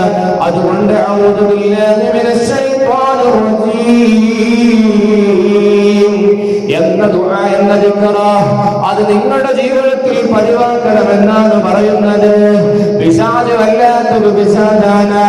രാത്രിയിൽ ഒരു മനുഷ്യൻ കിടന്നുറങ്ങുമ്പോ ആ മനുഷ്യന്റെ പിരടിയിൽ വന്നുകൊണ്ട് പിശാച് കെട്ടുകയാണ്. രാത്രി ഒരു മനുഷ്യൻ ഉറങ്ങുമ്പോ ആ മനുഷ്യന്റെ പിരടിയിൽ വന്നുകൊണ്ട് പിശാച് കെട്ടുമത്രേ. ആ കെട്ടുകൾ നമുക്ക് കാണാൻ കഴിയൂല. 3 ബന്ധനങ്ങൾ ബന്ധിക്കുമെന്ന് ഹബീബായ മുഹമ്മദ് റസൂലുള്ളാഹി സ്വല്ലല്ലാഹു അലൈഹി വസല്ലം. ആ കെട്ടുമായി അയാൾ പ്രഭാതമായാൽ പിന്നെ ആ ദിവസം പിശാചിന്റെ കെണിവലയിലാണ് അവൻ. സ്വഹാബത്ത് ചോദിച്ചു, യാ റസൂലല്ലാഹ്, ഈ കെട്ടുകൾ പൊട്ടിക്കാനുള്ള മാർഗം എന്താണ്? ഹബീബായ മുഹമ്മദ് റസൂലുള്ളാഹി സ്വല്ലല്ലാഹു അലൈഹി വസല്ലം തങ്ങൾ പറയുന്നു, ഈ കെട്ടുകൾ പൊട്ടിക്കാനുള്ള മാർഗമുണ്ട്. എന്താണ് മാർഗം എന്നറിയുമോ? രാത്രിയിൽ അവൻ ഉറങ്ങുമ്പോ പിശാചുക്കൾ ബന്ധിച്ച ബന്ധനങ്ങൾ പൊട്ടിക്കാനുള്ള മാർഗം അവൻ ഉറക്കയിൽ നിന്ന് ഉണർന്നാൽ അവൻ അല്ലാഹുവിനെ സ്തുതിക്കട്ടെ. ഉറക്കത്തിൽ നിന്ന് ഉണർന്നു കഴിഞ്ഞാൽ അല്ലാഹുവിനെ അവൻ സ്തുതിക്കണം, അല്ലേ? എന്താണ് ഉറക്കത്തിൽ നിന്ന് ഉണർന്നാൽ നമ്മൾ ചൊല്ലുന്ന ദിക്ർ എന്താണ്? എന്താ ഉണർന്നാൽ നമ്മൾ ചൊല്ലലേ? ഇല്ല, എനിക്കില്ലല്ലോ, കുറേ ദൂരത്തായതുകൊണ്ട് ചോദിച്ചാൽ കേൾക്കൂലല്ലേ? വളരെ രക്ഷപ്പെട്ടു. ഉറക്കത്തിൽ ഉണർന്നാൽ എന്താ നമ്മൾ ചൊല്ലലേ? അൽഹംദുലില്ലാഹി ലദീ അഹ്യാനാ ബഅദമാ അമാതനാ വഇലൈഹിൻ നുശൂർ. ഈ ദിക്ർ നമ്മൾ ചൊല്ലണം.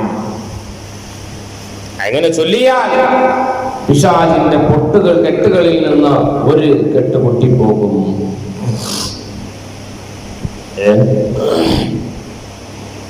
എന്താണ് ആ ദുആഇന്റെ ഉദ്ദേശം? അൽഹംദുലില്ലാഹ്, അല്ലാഹുവേ നിനക്ക് ഞാൻ നിന്റെ സ്തുതി അർപ്പിക്കുന്നു. അഹ്യാനാ ബഅദമാ അമാതനാ, മരണസമാനമായ അല്ലെങ്കിൽ ഒരു മരണത്തിൽ നിന്ന് എന്നെ ജീവിപ്പിച്ച എന്റെ റബ്ബിനാണ് സർവസ്തുതിയും. നിങ്ങളെന്ന് ആലോചിച്ചു നോക്കുക. ഉറക്കം എന്നുള്ളതൊരു മരണമല്ലേ? ഉറങ്ങിക്കിടക്കുന്ന നമ്മുടെ ശരീരത്തിലേക്ക് ഒരാൾ വരുന്നത് നമ്മൾ അറിയുന്നില്ല, നമ്മളൊന്നും തന്നെ അറിയുന്നില്ല. നമ്മുടെ റൂഹിനെ നമ്മുടെ ശരീരത്തിൽ നിന്ന് താൽക്കാലികമായി ദൂരപ്പെട്ടിട്ടുണ്ട്. ആ മരിച്ചു കിടക്കുന്നത് പോലെയുള്ള ഉറക്കത്തിൽ അല്ലാഹു സുബ്ഹാനഹു വ തആല ആ റൂഹിനെ നിന്നിലേക്ക് തിരിച്ചു തന്നില്ലായിരുന്നുവെങ്കിൽ നീ ദുനിയാവിൽ കണ്ണുതുറക്കില്ലല്ലോ. അതുകൊണ്ട് റബ്ബേ,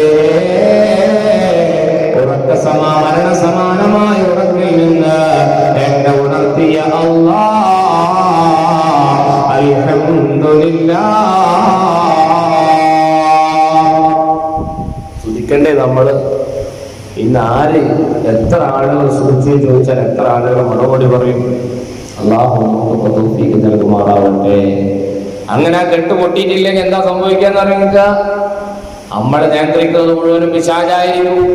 എപ്പോഴും തെറ്റ് ചെയ്യാൻ തോന്നും, തെറ്റിലേക്ക് ചിന്തിക്കാൻ തോന്നും, തെറ്റ് പ്രവർത്തിക്കാൻ മനസ്സിങ്ങനെ വെപ്പിക്കൊണ്ടിരിക്കും. എല്ലാ പ്രശ്നങ്ങളും ഉണ്ടാക്കാൻ നമ്മുടെ മനസ്സിങ്ങനെ മുന്നോട്ട് വന്നുകൊണ്ടിരിക്കും. അതുകൊണ്ട് പിശാചിന്റെ കെട്ടുകൾ പൊട്ടിക്കണം. അങ്ങനെ ഉറക്കിൽ നിന്ന് ഉണർന്നാൽ ഉടനെ അല്ലാഹുവിനെ സ്തുതിച്ചുകൊണ്ടുള്ള ദിക്ർ ചൊല്ലിയാൽ അവന്റെ പേടിയിലുള്ള ഒരു കെട്ടുപെട്ടി പോകുമെന്ന് മുഹമ്മദ്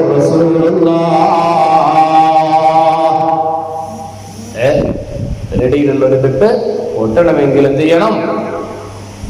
ദിക്ർ ചൊല്ലണം. ഇനി ബാക്കി 2 കെട്ടുകളാണുള്ളത്. നബി സല്ലല്ലാഹു അലൈഹി വസല്ലം തങ്ങൾ പറയുന്നു, അവൻ ഒന്നുകൂടി ചെയ്യട്ടെ, അവൻ നന്നായി എടുക്കട്ടെ.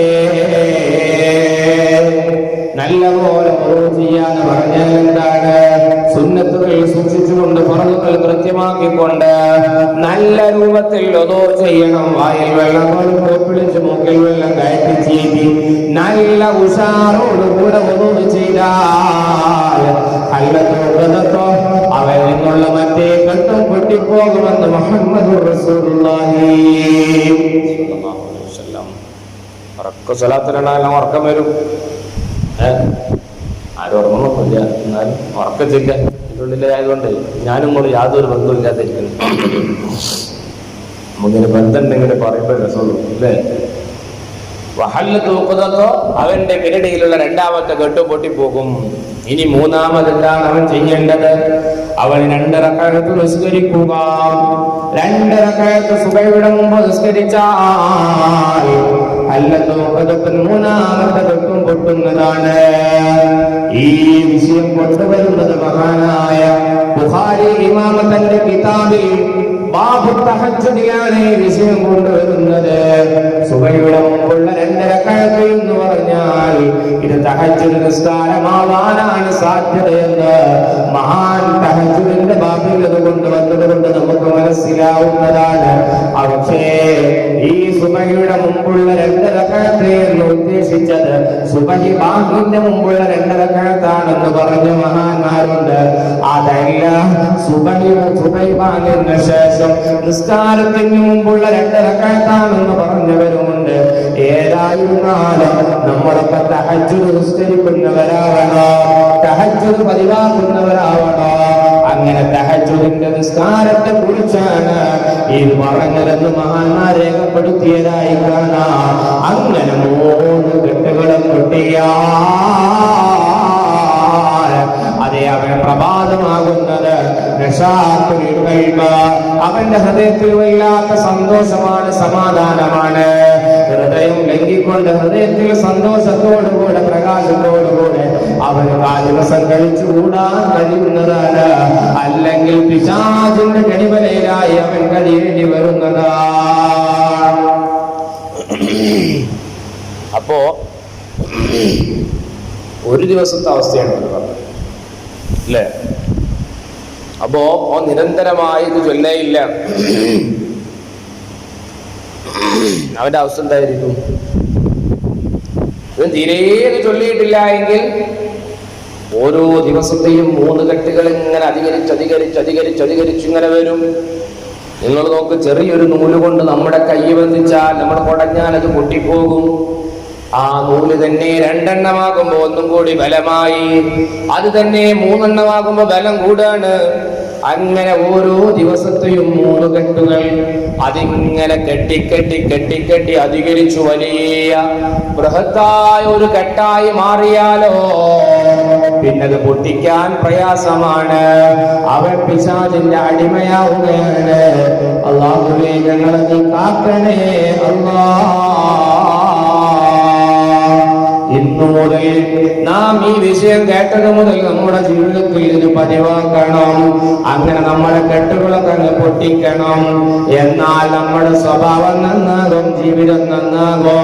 പിശാചിന്റെ അതേ കെണിവയിൽ നമ്മൾ രക്ഷപ്പെടും. അല്ലാഹുവേ, ഞങ്ങൾക്ക് നീ തൗഫീഖ് നൽകണേ അല്ലാഹ്.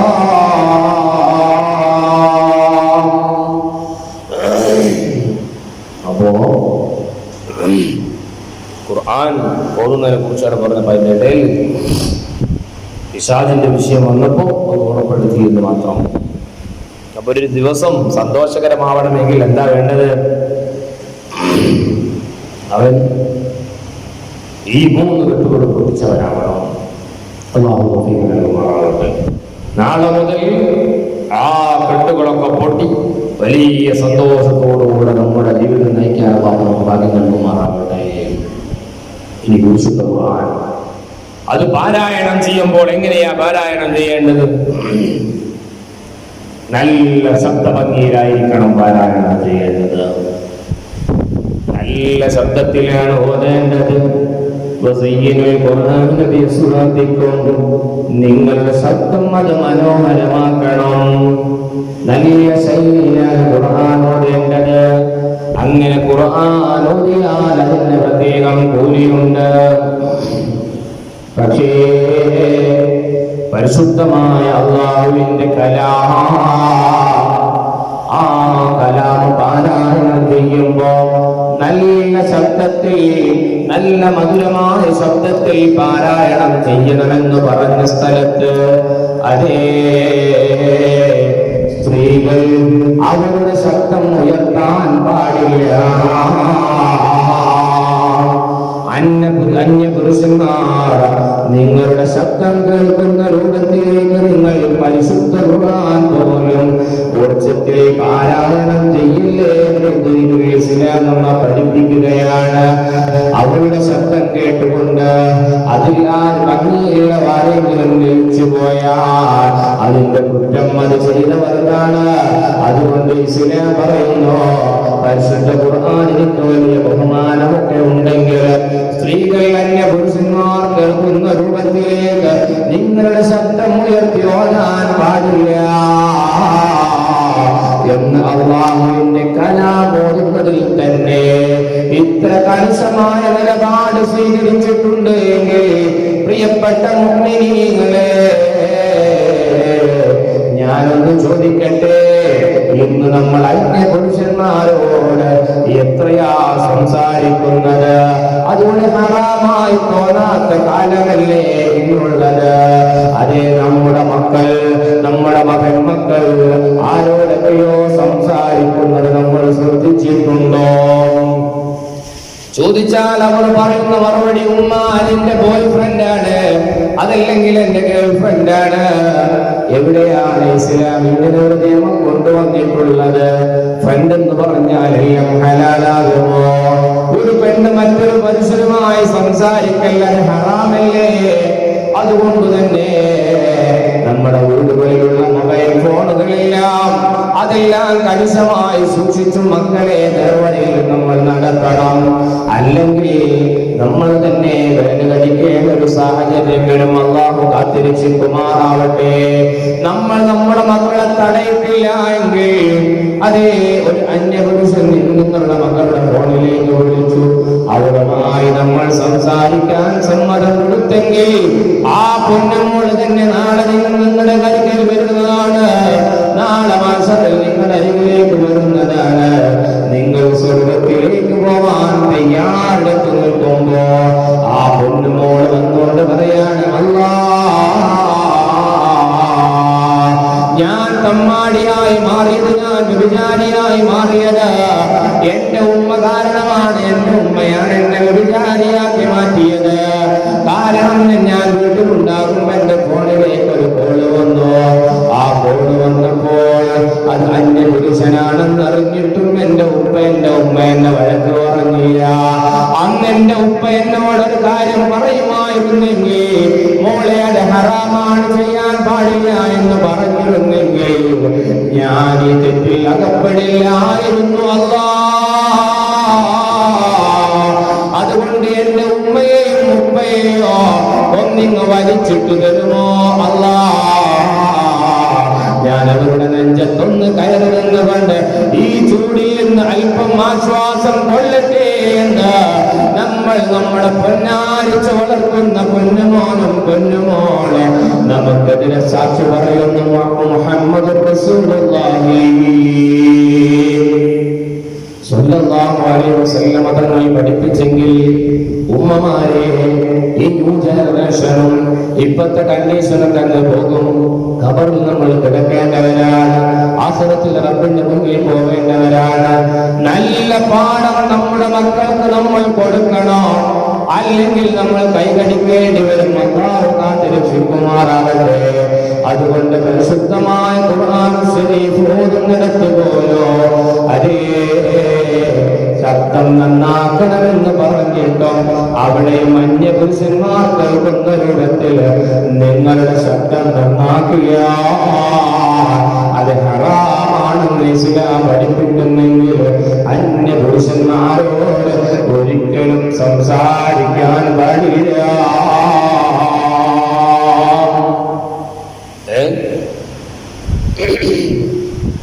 എത്രയോ സംഭവങ്ങളുണ്ട്, ഞാൻ പറയാൻ സമയമില്ല.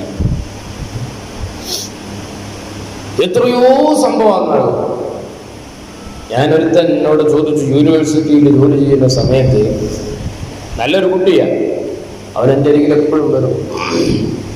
അവനെപ്പോഴും 24 മണിക്കൂറും ഇങ്ങനെ ഫോൺ ചെയ്തുകൊണ്ടിരിക്കുമ്പോൾ എനിക്ക് സംശയം തോന്നി. ഞാൻ ചോദിച്ചു, അപ്പം എന്നോട് പറഞ്ഞു, ഞാൻ സ്നേഹിക്കുന്ന ഒരു പെൺകുട്ടിയാണ്, അവളെനിക്ക് വിളിക്കുകയാണ്. ഞാൻ അതിൻ്റെ കുറേ ഭവിഷ്യത്തുകളും കാര്യങ്ങളൊക്കെ പറഞ്ഞു കൊടുത്ത്, എത്ര പറഞ്ഞാലും അവരുടെ തലയിൽ തോന്നില്ല, അത് മറ്റൊരു വശമാണ്. ഒക്കെ പറഞ്ഞു കൊടുത്തപ്പോൾ ഞാൻ ചോദിച്ചു, മോനെ എത്ര രൂപ ചെലവുണ്ട് നിങ്ങൾക്ക്? ഇന്നത്തെ പോലെ ഇപ്പോൾ ഈ കോള് ഫ്രീ ഉള്ള കാലമല്ല, അന്ന് പൈസ ഒക്കെ തന്നെ റീചാർജ് ചെയ്യുന്ന സമയമാണ്. അത് ഞാൻ ചോദിച്ചു, മോനെ എത്ര പൈസ നിനക്ക് വേണ്ടി ചെലവ് വരും? ഈ ഫോൺ വിളിക്കാൻ തന്നെ എത്രയോ മണിക്കൂറുകളോളം സംസാരിക്കുന്നു. ഞാൻ ചോദിച്ചു, മോനെ നിനക്ക് ഇതിന് ഒരുപാട് പൈസ വരില്ലേ? ആ സമയത്ത് അവനോട് പറയാണ്, ഉസ്താദേ ഞാൻ ഇവർക്ക് വിളിക്കാൻ വേണ്ടി 1 രൂപക്ക് പോലും ഞാൻ റീചാർജ് ചെയ്തിട്ടില്ല. പിന്നെ എങ്ങനെയാണ് എൻ്റെ ഫോണിലെ കറാമത്തുണ്ടോ എന്ന് ചോദിച്ചപ്പോൾ പറയാണ്, ഇത് അവളുടെ ഫോണിൽ നിന്ന് അവൾ ഇങ്ങോട്ട് വിളിക്കുകയാണ്. അവളുടെ ഉപ്പ ഗൾഫിലാണ്, ആ ഉപ്പ അവൾക്ക് റീചാർജ് ചെയ്ത് കൊടുക്കും. നല്ല പൈസ വേണം, 1 മണിക്കൂർ 2 മണിക്കൂറൊക്കെ വിളിക്കണമെന്നുണ്ടെങ്കിൽ അന്നൊക്കെ നല്ല പൈസ. ഇപ്പം നമുക്ക് തോന്നാത്ത നോക്കണ്ട. ആ ഉപ്പ ഈ മകൾക്ക് റീചാർജ് ചെയ്ത് കൊടുക്കും. പോരാത്തതിന് അതിലെ ബാലൻസ് തീർന്നാൽ ഉമ്മാന്റെ ഫോൺ എടുത്തുകൊണ്ട് ഞാൻ വിളിക്കുമെന്ന് ആ പെണ്ണ് പറഞ്ഞു. നിങ്ങളൊന്ന് ആലോചിച്ചിട്ട് നമ്മൾ വിചാരിക്കും നമ്മുടെ മക്കളൊക്കെ നല്ല ഉഷാറാണ്, അള്ളാഹു നമ്മുടെ മക്കളൊക്കെ നന്നാക്കി തരുമാറാകട്ടെ. ഇന്നത്തെ സമൂഹം വളരെ മോശമാണ്. നമുക്കതിനെക്കുറിച്ച് ഒരു ദിവസം നന്നായിട്ട് ചർച്ച ചെയ്യേണ്ടതുണ്ട്. ഈ വിഷയത്തിൻ്റെ ഇടയിൽ പറഞ്ഞാൽ ഒന്നും ഇവിടെ എത്തൂല. അതുകൊണ്ട് നമ്മുടെ സമൂഹത്തെ കാക്കേണ്ടതും രക്ഷിക്കേണ്ടതും സംരക്ഷിക്കേണ്ടതും നമ്മുടെ ബാധ്യതയാണ്. ഇത് നോക്ക്, നിങ്ങൾ ഓൺലൈനിന്റെ പേരിൽ നമ്മുടെ മക്കൾ വീടിന്റെ അകത്തളത്തിൽ അടച്ചിട്ടുകൊണ്ട് അവരാരോടെല്ലാം ഏതെല്ലാം രൂപത്തിൽ സംവദിക്കുന്നു എന്നുള്ളത് നമ്മൾ അറിഞ്ഞിട്ടുണ്ടോ? ഏതെല്ലാം രൂപത്തിലാണ് അവർ ചെയ്തു കൂട്ടുന്ന തമ്മാടിത്തരങ്ങൾ അല്ലാഹു കാത്തുരക്ഷിക്കുമാറാകട്ടെ. അതുകൊണ്ട് പരിശുദ്ധ ഖുർആൻ ശരീഫ് തന്നെ പാരായണം ചെയ്യുന്നിടത്ത് ലിമിറ്റ് പാലിക്കണമെന്ന് ഇസ്ലാം കൽപ്പിക്കുന്നത്. പെണ്ണിന്റെ ശബ്ദം എന്നുള്ളത് ആകർഷണീയമുള്ളതാണ്. അത് പെണ്ണിന്റെ ന്യൂനതയല്ല, പെണ്ണിന്റെ നല്ല ഗുണങ്ങളിൽപ്പെട്ടതാണ്. പക്ഷേ ആ ഗുണങ്ങൾ ദുരുപയോഗം ചെയ്യപ്പെട്ടാൽ ആഖിറത്തിൽ നമ്മൾ കൈകടിക്കേണ്ടി വരും. അല്ലാഹു കാത്തുരക്ഷിക്കുമാറാകട്ടെ. ഇനി എന്റെ വിഷയത്തിലേക്ക് വരികയാണ്. പരിശുദ്ധ ഖുർആൻ ശരീഫ് പാരായണം ചെയ്യുക, അത് ഖത്മ തീർക്കുക. ഖത്മ തീർത്തത് രാവിലെയാണ് ഒരു മനുഷ്യനെങ്കിൽ, രാവിലെ ഒരു മനുഷ്യന്റെ ഖത്മ തീർത്താൽ വൈകുന്നേരം വരെ മലക്കുകൾ മനുഷ്യന് പ്രാർത്ഥന നടത്തുന്നതാണ്. രാത്രിയിലാണ് അവന്റെ ഖത്മ തീർന്നതെങ്കിൽ അതേ പ്രഭാതം വരെ മലക്കുകൾ ആ മനുഷ്യന് വേണ്ടി ദുആ ചെയ്യുകയാണ്. അതുകൊണ്ട് നല്ല പരിശുദ്ധ ഖുർആൻ ഓതുന്ന മനുഷ്യൻ അവന്റെ ദുആത്തുകളിൽ ദുആ ചെയ്യൽ പ്രത്യേകം സുന്നത്തുണ്ട്, അതിന് ഇജാബത്തുണ്ട്. മഹാനായ ഹബീബുല്ലാഹ് റളിയല്ലാഹു അൻഹു പറയാണ്, മൻ ഖറഅൽ ഖുർആന സുമ്മ ദആ, ഒരാൾ പരിശുദ്ധ ഖുർആൻ ശരീഫ് പാരായണം ചെയ്തു, സുമ്മ ദആ, പിന്നെ അയാൾ ദുആ ചെയ്താൽ അമ്മനാന ദുആഇഹി അർബഅതു അലാഫി മലക്കിന, അതേ ആ മനുഷ്യന്റെ ദുആയിന് ആമീൻ പറയാൻ 4000 മലക്കുകളെ അല്ലാഹു നിയോഗിക്കുന്നതാണ്. അപ്പൊ ഖുർആൻ ഓതിയിട്ട് ദ്വാരന്നാൽ അതിന് കൂലി കിട്ടും. അതുകൊണ്ടാണ് നമ്മൾ ദ്വാ ചെയ്യുന്നതിന് മുമ്പൊക്കെ ഫാത്തിഹ ഓതി ഇഖ്ലാസ് ഓതി മുഅവ്വിദത്തൈനി ഓതിയിട്ട് ദ്വാരക്കുന്നത്. നോക്ക് നിങ്ങൾ, ചില ആളുകൾക്ക് ഫാത്തിഹ കേൾക്കുന്നതേ അലർജിയാണ്. അവർക്ക് മുസ്ലിങ്ങളല്ല എന്ന് പറയേണ്ടി വരും, അല്ലേ? എവിടെയെങ്കിലുമൊക്കെ ഫാത്തിഹ വിളിക്കാണ്ടാലാണ് അവിടെ പോയത്. മരിച്ചോടത്ത് ഫാത്തിഹ വിളിച്ചാൽ കാണാം ഒരു വിഭാഗം അങ്ങനെ പോകണം. ഹദീസിൽ കാണാം, പിശാചിനെ കാണണമെങ്കിൽ പിശാച് പരിശുദ്ധ ഖുർആൻ ഓതുന്നിടത്തുണ്ടാവൂല, നമ്മൾ നേരത്തെ പറഞ്ഞു, അല്ലേ? അപ്പൊ പിശാചുക്കളെ കാണുന്നുണ്ടെങ്കിൽ ഒരു ഫാത്തിഹ വിളിച്ചാൽ മതി. മരിച്ചോടത്തൊന്ന് ഫാത്തിഹ വിളിച്ചു നോക്കി, അപ്പൊ കാണാം പിശാചുക്കളൊക്കെ അങ്ങനെ സൈഡൊക്കെ അങ്ങനെ മാറിപ്പോണെ കാണാൻ പറ്റും. അള്ളാഹു നമ്മുടെ സമൂഹത്തെ കാത്തുരക്ഷിക്കുമാറാകട്ടെ. ആ മയ്യത്തിന് വേണ്ടി ദുആ ചെയ്യാനാണ് നമ്മൾ ഇതൊക്കെ ചെയ്യുന്നത്, അല്ലേ? അവാന് നമ്മൾ പരിശുദ്ധ ഖുർആൻ ഓതി എന്നിട്ട് അത് ഹദീസ് ചെയ്ത് നമ്മൾ ദുആ ചെയ്യും. അപ്പൊ ആ ദുആന് ഇജാബത്തുണ്ടെന്ന് മാത്രമല്ല, അവന്റെ ദുആയിലേക്ക് ആമീൻ പറയാൻ 4000 മലക്കിൻ 4000 മലക്കുകൾ അതിന് ആമീൻ പറയുന്ന ചെറിയ കേസല്ല അല്ലേ? അങ്ങനെ ഈ മനുഷ്യന്മാരെന്നെ മയ്യത്ത് എടുത്തു വെച്ചു. അപ്പൊ ദ്വാരക്കാൻ നേരത്ത് ഫാത്തിഹ വിളിച്ച പോലെ അങ്ങോട്ട് മാറിപ്പോകും. എന്നിട്ട് ഇവരെന്നെ എന്ത് ചെയ്യും? നിസ്കരിക്കാൻ വരും. നിസ്കരിക്കാൻ വന്നിട്ട് ഓനെന്താ കാട്ടുന്നത്? ആദ്യത്തെ തക്ബീറിന് ശേഷം ഫാത്തിഹ ഓതും അല്ലേ? എല്ലാ നിസ്കാരത്തിലും ഫാത്തിഹ ഓതണം. രണ്ടാമത്തെ റക്അത്തിൽ എന്താ പരിപാടി? ഹബീബായ മുഹമ്മദ് റസൂലുള്ളാഹി സ്വല്ലല്ലാഹു അലൈഹി വസല്ലമ തങ്ങളുടെ പേരിൽ സ്വലാത്ത് ചൊല്ലുക.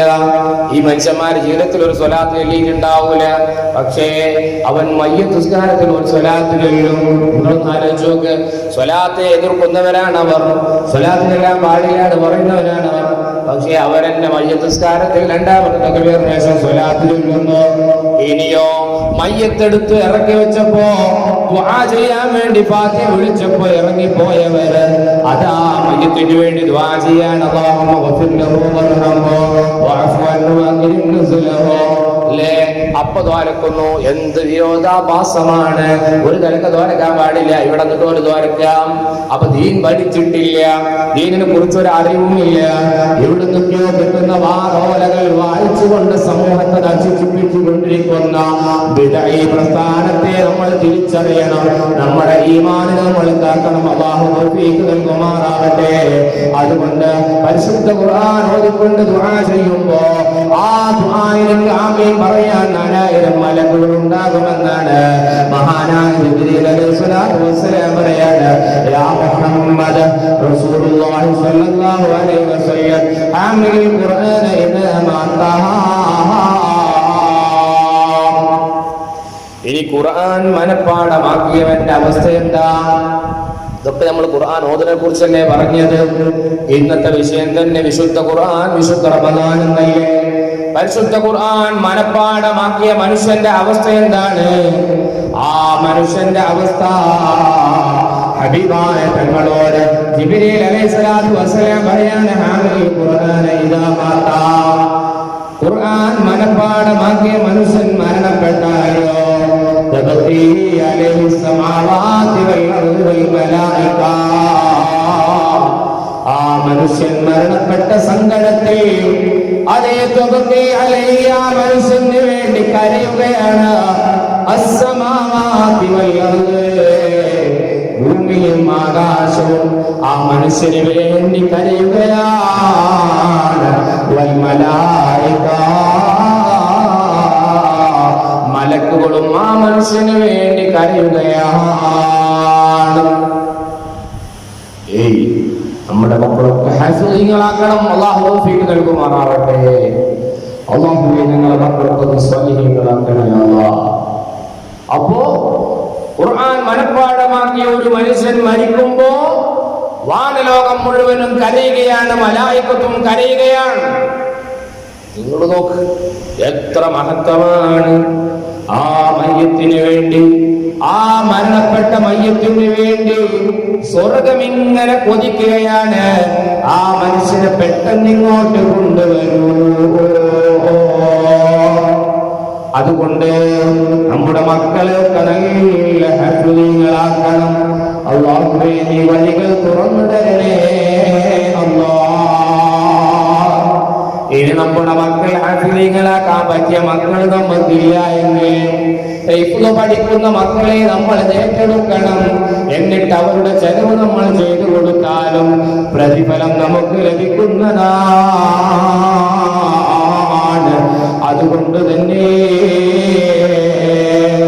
ആ മക്കൾക്ക് ഇത്ര പ്രാധാന്യമുണ്ട് എങ്കിൽ ആ മക്കളെ പഠിപ്പിച്ചു വലുതാക്കി ഉമ്മാക്കും ഉപ്പാക്കും നല്ല ഗുണങ്ങളുമുണ്ടോ? നിങ്ങളൊന്ന് നോക്കൂ, ആ ഉമ്മാക്കും ഉപ്പാക്കും വല്ല ഗുണങ്ങളും ഇസ്ലാം പറയുന്നുണ്ടോ? പരിശുദ്ധ ഖുർആൻ പഠിപ്പിച്ച ഉമ്മാക്കും ഉപ്പാക്കും അതേ നാളെ സ്വർഗത്തിൽ വെച്ചുകൊണ്ട് അല്ലാഹു ഒരു കിരീടം അവരെ അണിയിക്കുകയാണ്. ഉമ്മമാരെ നിങ്ങളൊക്കെ ഒന്ന് ചിന്തിക്കണം. ഈ ദുനിയാവങ്ങ് കഴിഞ്ഞു പോകുമ്പോ, നാളെ നമ്മൾ മരിച്ച് കബറിൽ കിടക്കുമ്പോ നമുക്ക് വേണ്ടി ദുആ ചെയ്യുന്ന മക്കളെ വേണ്ടേ? അതല്ലെങ്കിൽ ഇന്ന് കാണുന്ന ഫ്രീക്കൻ ചെക്കന്മാർ, അല്ലാഹുവേ അവരൊക്കെ നീ നന്നാക്കണേ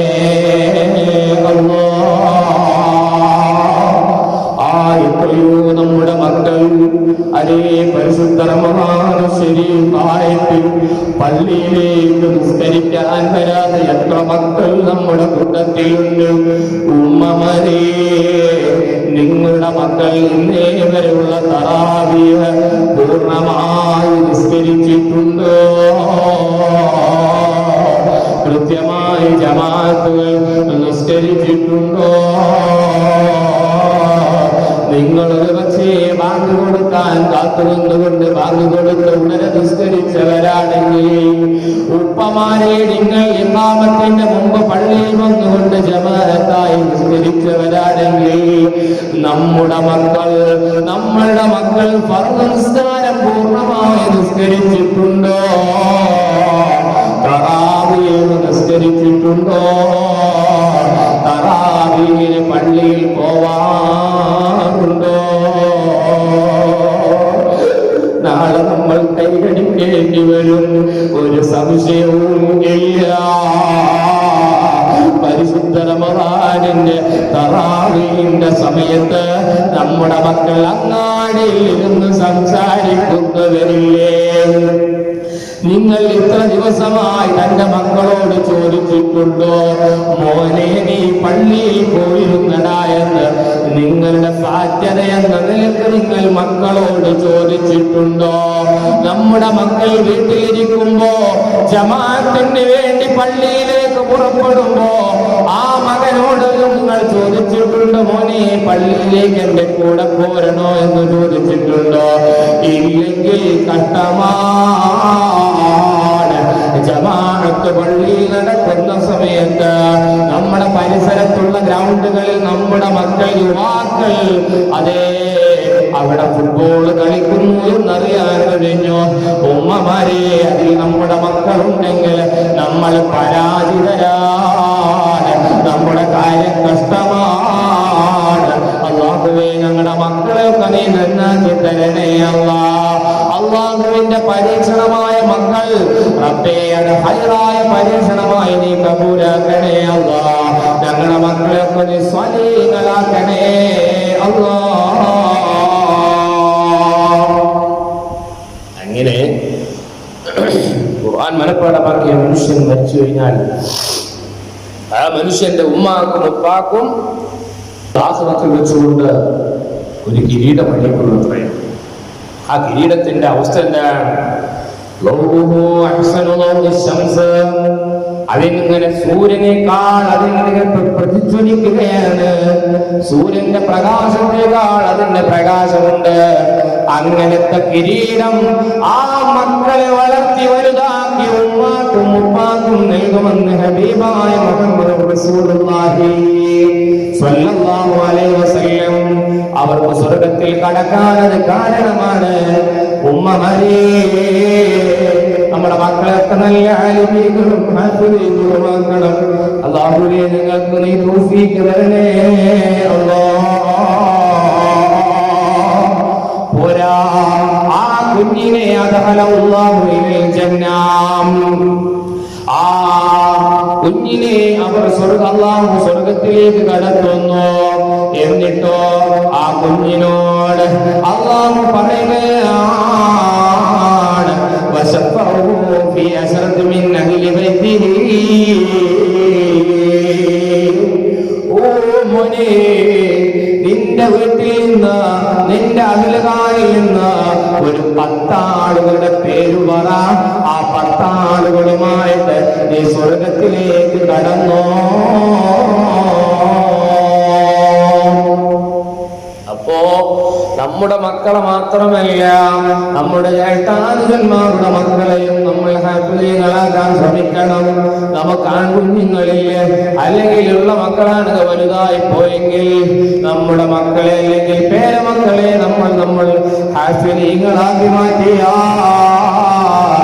കുഞ്ഞിനോട് പറയുമത്രേ, നീ സ്വർഗത്തിൽ കടക്കുന്നതിനോടൊപ്പം 10 പേരെ നിന്റെ കുടുംബത്തിൽ നിന്ന് 10 ആളുകളെ കൂടി നീ സ്വർഗത്തിലേക്ക് കടത്തിക്കൂ എന്ന് പറയുമെന്ന് ഹബീബായ മുഹമ്മദ് റസൂലുള്ളാഹി സ്വല്ലല്ലാഹു അലൈഹി വസല്ലമ തങ്ങൾ അതേ അല്ലാഹു അവിടുന്ന് അനുമതി കൊടുക്കുമെന്ന് പറയുമെങ്കിൽ അല്ലാഹുവേ സാധുക്കളായ ഞങ്ങളെ നീ സ്വീകരിക്കണേ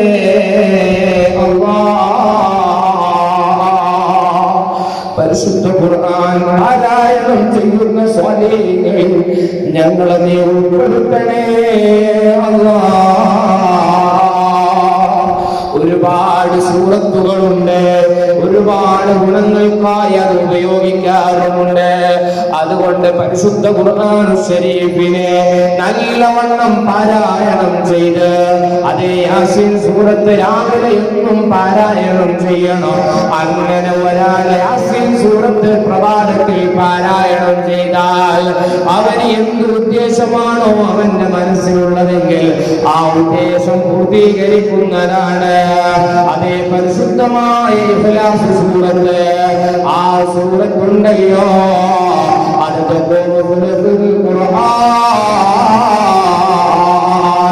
അത് ഖുർആനിന്റെ 3 സ്ഥാനത്താണ്. 3 ഖുൽ ഹുവല്ലാഹു ആത്മാർത്ഥമായി മനസ്സറിഞ്ഞു ചൊല്ലിയാൽ ഓതിയാൽ അവനൊരു ഹതമു ചേർത്ത് ഓതിയ കൂലിയുണ്ട്.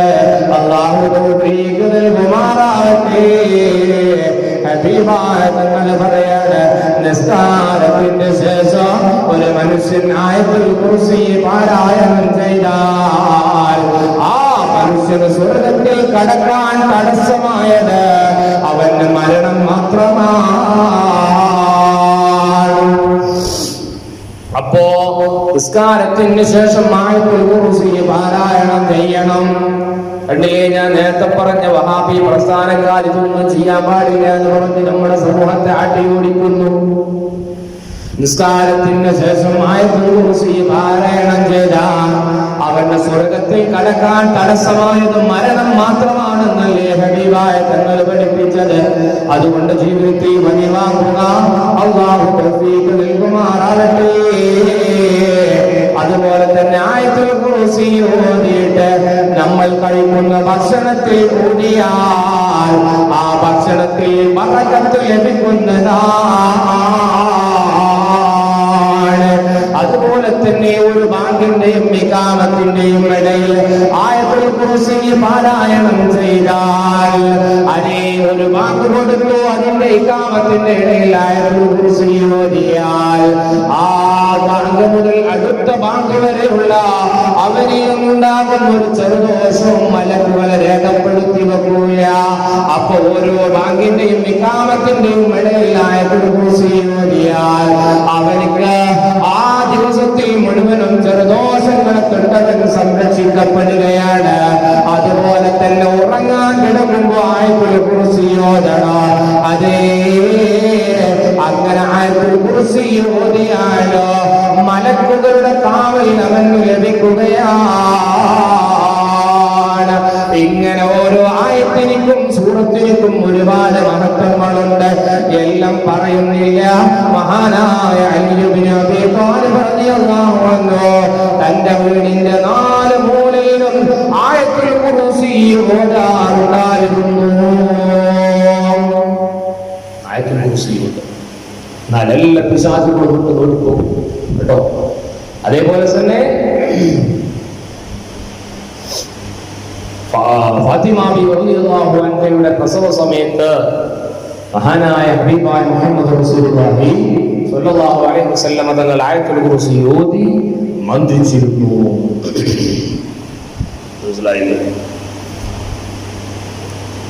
അതേപോലെ ഇഖ്ലാസും അഅ്ബിദത്തൈൻ സൂറത്ത് പാരായണം ചെയ്താൽ എല്ലാ ബുദ്ധിമുട്ടുകളിൽ നിന്നും മോചനം ലഭിക്കുമെന്നാണ്.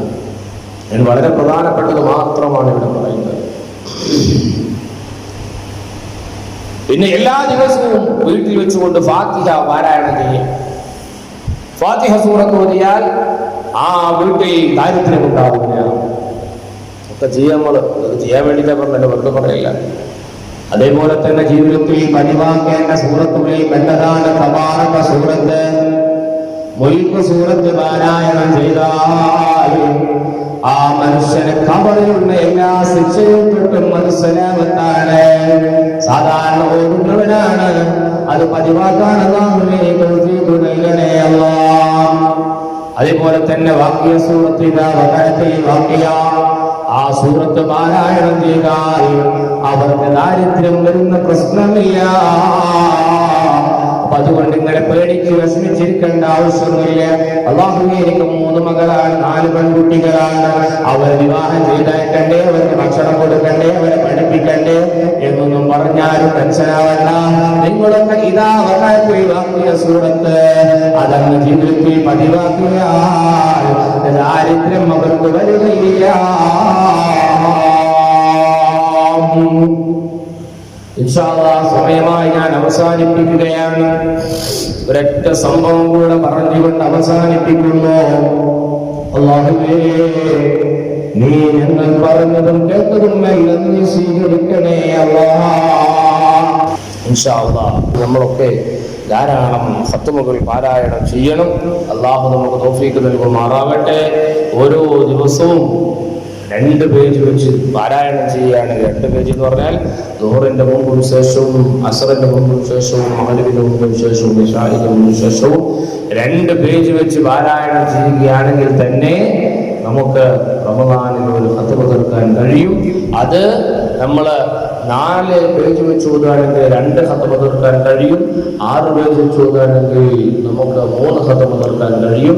8 പേജ് വെച്ച് ഓതുകയാണെങ്കിൽ 4 ഖത്മ തീർക്കാൻ കഴിയും. 10 പേജ് വെച്ച് ഓതുകയാണെങ്കിൽ നമുക്ക് 5 ഖത്മ തീർക്കാൻ കഴിയും. അല്ലാഹു നമുക്കതൊക്കെ ചൊല്ലി ഓതി തീർക്കാൻ അല്ലാഹു നമുക്ക് ഭാഗ്യം നൽകുമാറാവട്ടെ. മഹദിയായ നഫീസത്തുൽ നസ്രിയ റളിയല്ലാഹു അൻഹയെ കുറിച്ച് അറിയാത്തവരാരുമില്ല. വലിയ മഹദിയാണ് അല്ലേ?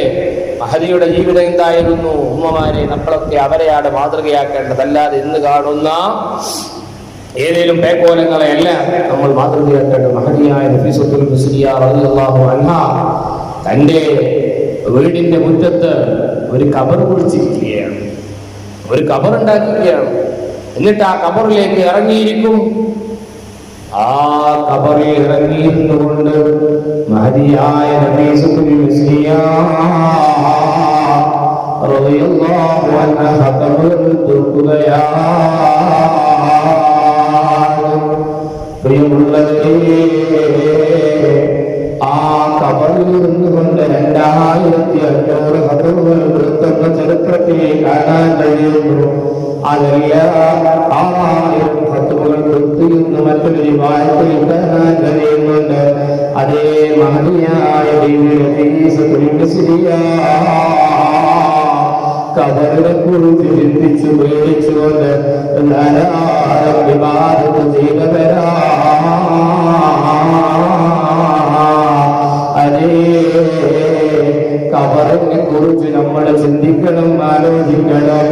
ആ ഖബറില്ലാത്ത ഭയാനകതയുള്ളതന്നെ. അല്ലാഹുവേ, നിന്റെ റഹ്മത്ത് കൊണ്ട് ഞങ്ങളെ രക്ഷപ്പെടുത്തി തരണേ അല്ലാഹ്. അഴുകുന്നതാണേ 3 ദിവസം കൊണ്ട് സുഹൃത്തുക്കളെ കൊണ്ട് നേട്ടം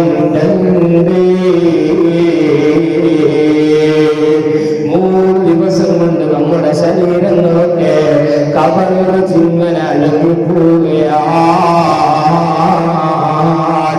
ഉടൻ തന്നെ മുഖമേ കാണുമേ ഗുഹരണ്ടേ, കാണുന്ന പക്ഷം മണ്ടുമേ ഭയം കൊണ്ട്. അതേ 3 ദിവസം കഴിയുമ്പോ മുഖത്ത് വലിയ 2 ഗുഹകൾ കാണുകയാണ്. നമ്മൾ നല്ല ലിപ്റ്റിക്കിട്ട് സൂക്ഷിച്ച ചുണ്ടുകൾ കാണുന്നില്ല. അതേ പൗഡറിട്ട് മിനുക്കിയ തമിഴുകൾ അവിടെ കാണുന്നില്ല. കൺവശി പുരട്ടിയ കണ്ണു കാണുന്നില്ല. ആ കണ്ണിന്റെ സ്ഥാനത്തതാ രണ്ട് ഗുഹകളാണ് കാണുന്നത്. കാണുന്ന പക്ഷം ഓടുമേ ഭയം കൊണ്ടേ. അതെങ്ങാനും ഒരാൾ കാണുകയാണെങ്കിൽ അയാൾ പേടിച്ചു ഓടുന്നതാണ്. മൃദുലമായ ശരീരമിൽ സമരത്തിലാണ് പരസ്പരം തിന്നുന്നത്. ആ ഖബറിലേക്ക് നമ്മുടെ സുന്ദരമായ വേലിയൊക്കെ വെച്ചു കൊടുക്കുമ്പോ നമ്മൾ കൃത്യമായി സൂക്ഷിച്ചു പോന്നിരുന്ന നമ്മുടെ ശരീരം അതങ്ങ് ഖബറിലേക്ക് എടുത്തു വെക്കുമ്പോൾ അതാ വരുന്നു തേടുകളും പുഴുക്കളും. അതേ നമ്മുടെ ശരീരത്തിലേക്ക് വരികയാണ്. സമരത്തിലാണ് പരസ്പരം തിന്നുന്നത്. അവർ നമ്മുടെ ശരീരത്തിലെ ഓരോരോ അവയവങ്ങളും അതാ കൊത്തിവലിച്ച് തിന്നുകയാണ്. അവർ പരസ്പരം സമരത്തിലാണ്. ചിതലും പുഴുക്കളും തവളം പെരുത്തുണ്ടത്. സന്തോഷമാണവകൾക്കു നീ ചൊല്ലുന്നത്. ഖബറിൽ ധാരാളം ചിതലും പുഴുക്കളുമുണ്ട്. അല്ലാഹുവേ, ചിതലരിക്കാത്ത മുഴുവലിക്കാത്ത ശരീരമായി ഞങ്ങളുടെ ശരീരത്തെ നീ കാക്കണേ അല്ലാഹ്. സമരത്തിലാണ് പരസ്പരം തിന്നുന്നത്.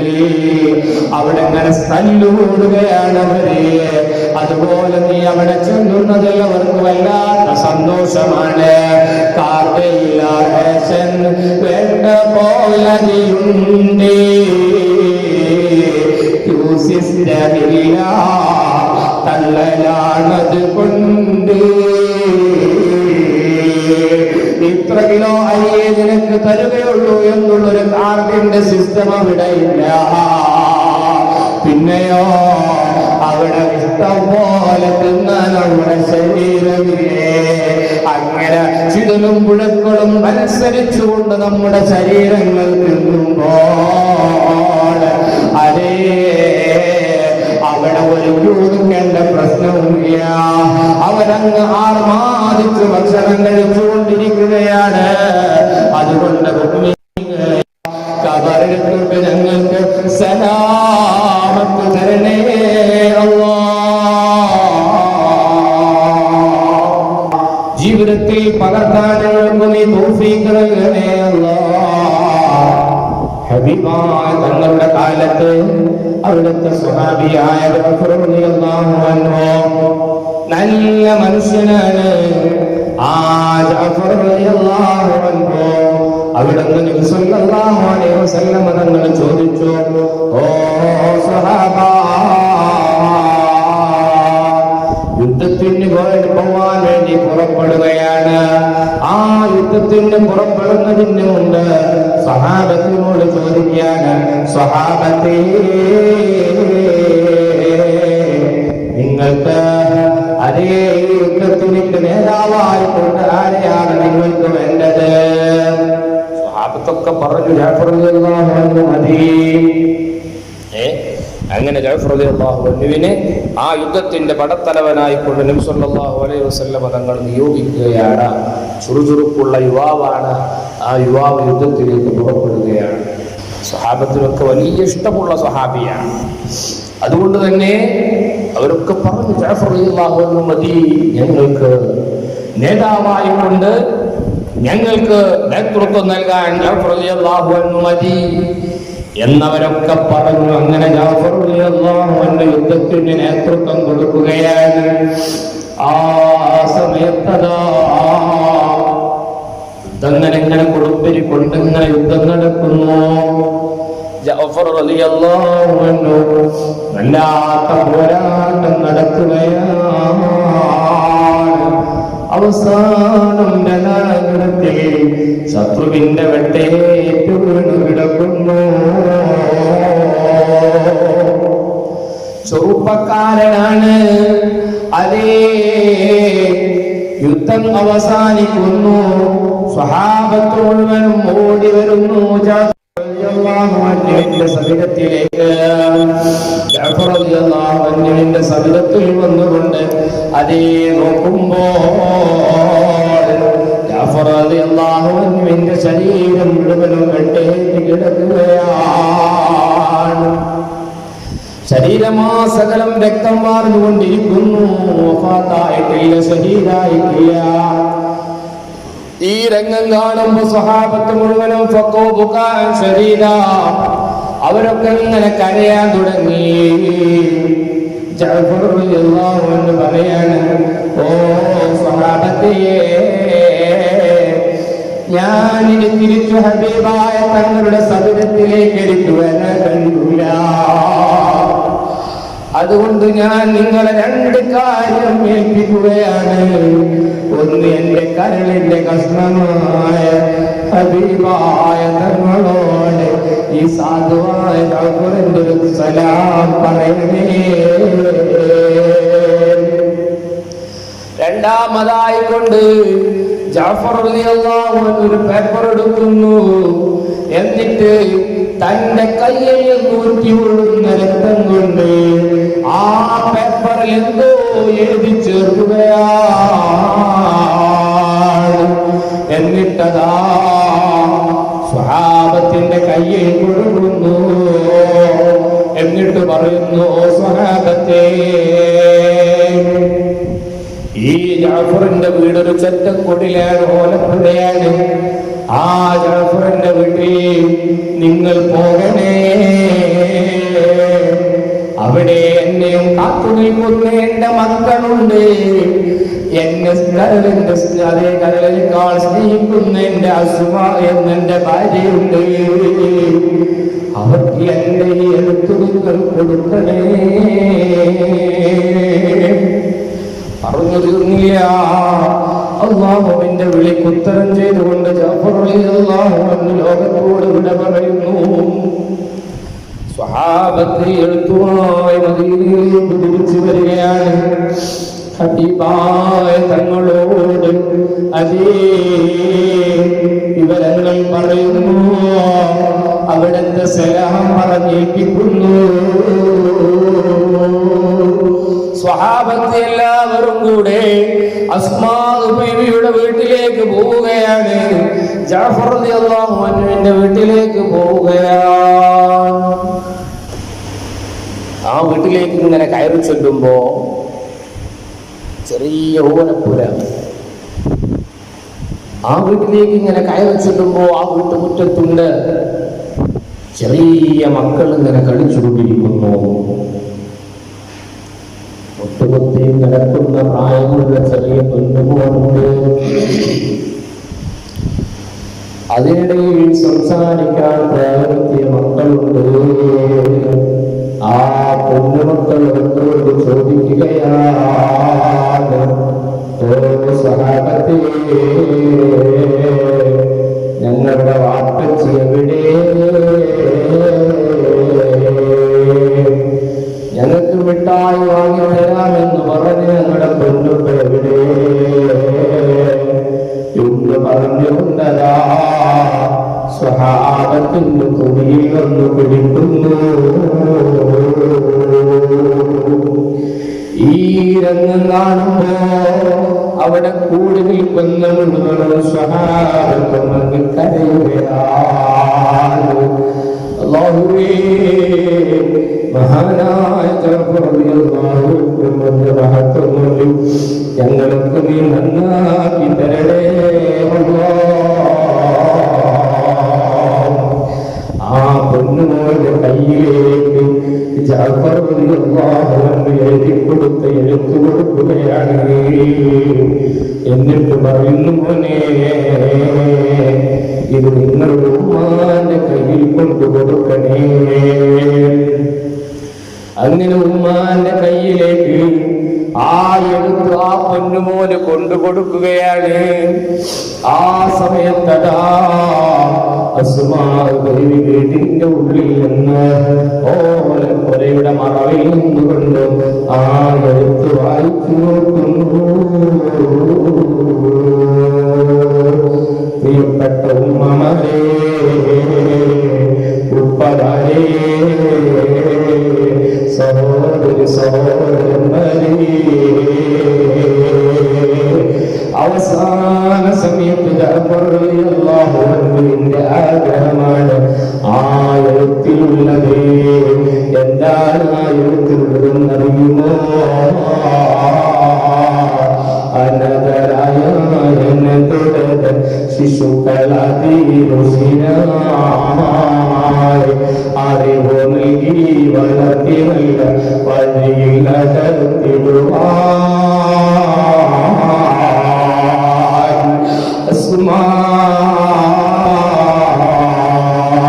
ഞാൻ അല്ലാഹുവിന്റെ ദീനിനു വേണ്ടി പടവരുതി. അല്ലാഹുവിന്റെ വിളിക്ക് ഉത്തരം ചെയ്തിരിക്കുകയാണ്. മോളെ അസ്മാ, വിഷമിക്കണ്ട കേട്ടോ. ഈ ജഅഫറിന് നിന്നോട് പറയാനുള്ളൊരു വസിയത്ത് എന്തെന്നറിയുമോ? അത് ഒറ്റ കാര്യം മാത്രമാണ്. അതേ അനാഥരായ നമ്മുടെ മക്കളില്ലേ, ആ മക്കളെ നീയാണ്, നിന്നെ ഞാൻ ഏൽപ്പിക്കുകയാണ്. അതേ ആ മക്കളെ നല്ല അറിവോടുകൂടി അവരെ നീ പഠിപ്പിച്ചു വളർത്തണേ അസ്മാ. അവരെ ഖുർആൻ പഠിപ്പിക്കണേ അസ്മാ. അവരെ നല്ല ആലിമീങ്ങളാക്കണേ അസ്മാ. അവരറിവ് ലഭിക്കാത്തവരാക്കരുതേ അസ്മാ. അവർ ഖുർആനിന്റെ അഹ്ലുകാരാക്കണേ അസ്മാ. പ്രിയപ്പെട്ട ഉമ്മമാരേ, ജഅഫർ റളിയല്ലാഹുവിന്റെ അവസാനത്തെ അഭിലാഷമാണ് മക്കളെ കൊന്നു നന്നായി കാണണം, ആ മക്കളിലൂടെ വിജയം നേടണം. അതേ അവരൊക്കെ ഖുർആനിന്റെ അഹ്ലുകാരായി മാറണം. ഇതേ ലക്ഷ്യം നമുക്കും വെച്ചുകൂടെ? നമ്മുടെ മക്കളൊക്കെ സ്വാലിഹീങ്ങളാകണ്ടയോ? അവരൊക്കെ ആലിമീങ്ങളാകണ്ടയോ? ഞാൻ ആലിമായതിൽ എത്രമാത്രം നിന്റെ മാതാപിതാക്കൾ സന്തോഷിക്കുന്നുണ്ട്. ആലിമാവുന്നതിൽ എനിക്ക് ഏറ്റവും കൂടുതൽ പ്രചോദനം ചെയ്ത എന്റെ പ്രിയപ്പെട്ട കുടുംബ വിട പറഞ്ഞു. അല്ലാഹുവേ, അവർക്ക് നീ സുഖം കൊടുക്കണേ അല്ലാ. ഞങ്ങൾ ചെയ്യുന്നതിന്റെ നമ്മളെ കൊണ്ടുപ്പാന്റെ ഹൃദയത്തിലേക്ക് നീ എത്തിച്ചു കൊടുക്കണേ അല്ലാ. എത്രയോ കഷ്ടപ്പാടുകൾ സഹിച്ചവരാണ് അല്ലാഹുവേ, അവർക്ക് നീ സ്വർഗം കൊടുക്കണേ അല്ലാ. ഈ നീ കബൂലാക്കി തരണേ അല്ലാ. മഹാന്മാരൊന്നിച്ച് ഞങ്ങളുടെ സ്വർഗത്തിൽ ഒരുമിച്ച് കൊടുക്കണേ അല്ലാ. നിങ്ങളെ മക്കളൊക്കെ നീ സ്വലീങ്ങളിൽ ഉൾപ്പെടുത്തി തരണേ അല്ലാ. നിങ്ങളെ മക്കളൊക്കെ നീ ഹാഫിളീങ്ങളാക്കി തരണേ അല്ലാ. അല്ലാഹുവേ, പരിശുദ്ധ റമളാൻ ഞങ്ങൾ നിന്നോട് ചോദിക്കുന്ന ചോദ്യത്തെ നീ തട്ടിക്കളയല്ലേ അല്ലാ. അല്ലാഹുവേ, നാളെ ഞങ്ങൾ മരിച്ചു ഖബർ കിടക്കുമ്പോൾ ഞങ്ങൾക്ക് വേണ്ടി ദുആ ചെയ്യുന്ന മക്കളെ ഞങ്ങൾക്ക് നീ നൽകണേ അല്ലാ. അല്ലാഹുവേ, ഞങ്ങളൊക്കെ നീ സ്വീകരിക്കണേ അല്ലാ. പരിശുദ്ധമായ റമളാൻ ശരീഫ് അനുകൂലമായി സാക്ഷി നിൽക്കുന്നതിന് ഞങ്ങളെ ഉൾപ്പെടുത്തി തരണേ അല്ലാ. ഞങ്ങൾ ചെയ്യുന്ന ഓരോ കർമ്മത്തിന്റെയും ഇതിൽ ഞങ്ങൾ ഇവിടെ പറഞ്ഞു പോയ പൂർണ്ണമാരുടെ ഹദ്റത്തിലേക്ക് നീ എത്തിച്ചു കൊടുക്കണേ അല്ലാ. അല്ലാഹുവേ, ഞങ്ങളെ സ്വീകരിക്കണേ റഹ്മാനേ. ഇൻഷാ അല്ലാഹ് ഒരുപാട് ആളുകൾ ദുആ കൊണ്ട് വസിയത്ത് ചെയ്തവരുണ്ട്, ദുആ ചെയ്യാൻ വേണ്ടി ഏൽപ്പിച്ചവരുണ്ട്. അല്ലാഹു എല്ലാവരുടെയും ഉദ്ദേശം പൂർത്തീകരിച്ചു കൊടുക്കുമാറാവട്ടെ. അൽഹംദുലില്ലാഹി അൽഹംദുലില്ലാഹി റബ്ബിൽ ആലമീൻ. ഹംദൻ യുവാഫി നിഅമഹു വയുകാഫി മസീദൻ. اللهم صل على سيدنا محمد وعلى آل سيدنا ومولانا محمد اللهم طب القلوب ودوائها وعافية الأبدان وشفائها ونور الأبصار وضيائها وعلى آله وصحبه وسلم. أرحم الرحمن രാജാവായ മലിക്കുൽ ജബ്ബാറായ അല്ലാഹ്, ഞങ്ങൾ പറഞ്ഞതും കേട്ടതും നീ സ്വീകരിക്കണേ അല്ലാഹ്. നീ ഞങ്ങളെ ഏറ്റെടുക്കണേ അല്ലാഹ്. പരിശുദ്ധ റമളാൻ അനുകൂലമായി സാക്ഷി പറയുന്നവരെ സാധുക്കളായി ഞങ്ങളെ നീ ഉൾപ്പെടുത്തി തരണേ അല്ലാഹ്. ഞങ്ങളെ ഈ മജ്‌ലിസിലേക്ക് വരാൻ കഴിയാതെ വീടുകളിൽ പ്രയാസപ്പെട്ടു കഴിയുന്ന എത്രയോ ഉമ്മമാര് സഹോദരിമാരുണ്ട്. എല്ലാവരുടെയും ലോകം നീ ശരിയാക്കി കൊടുക്കണേ അല്ലാഹ്. പരിശുദ്ധമായ റമളാൻ ശരീഫിൽ ഞങ്ങൾക്ക് ധാരാളം സുഹൃത്തുക്കൾ വാരിക്കൂട്ടാൻ ഞങ്ങൾക്ക് ഭാഗ്യം നൽകണേ അല്ലാഹ്. ഈ മജ്‌ലിസിന്റെ മിത്തിൽ ഞങ്ങളിൽ കൂടെ ഉറങ്ങി പോയ പൊന്നപ്പ പൊറ്റപ്പമാരുടെ കടത്തിലേക്ക് എത്തിച്ചു കൊടുക്കണേ അല്ലാഹ്. അവരുടെ കബറുകളൊക്കെ സന്തോഷമാക്കി കൊടുക്കണേ അല്ലാഹ്.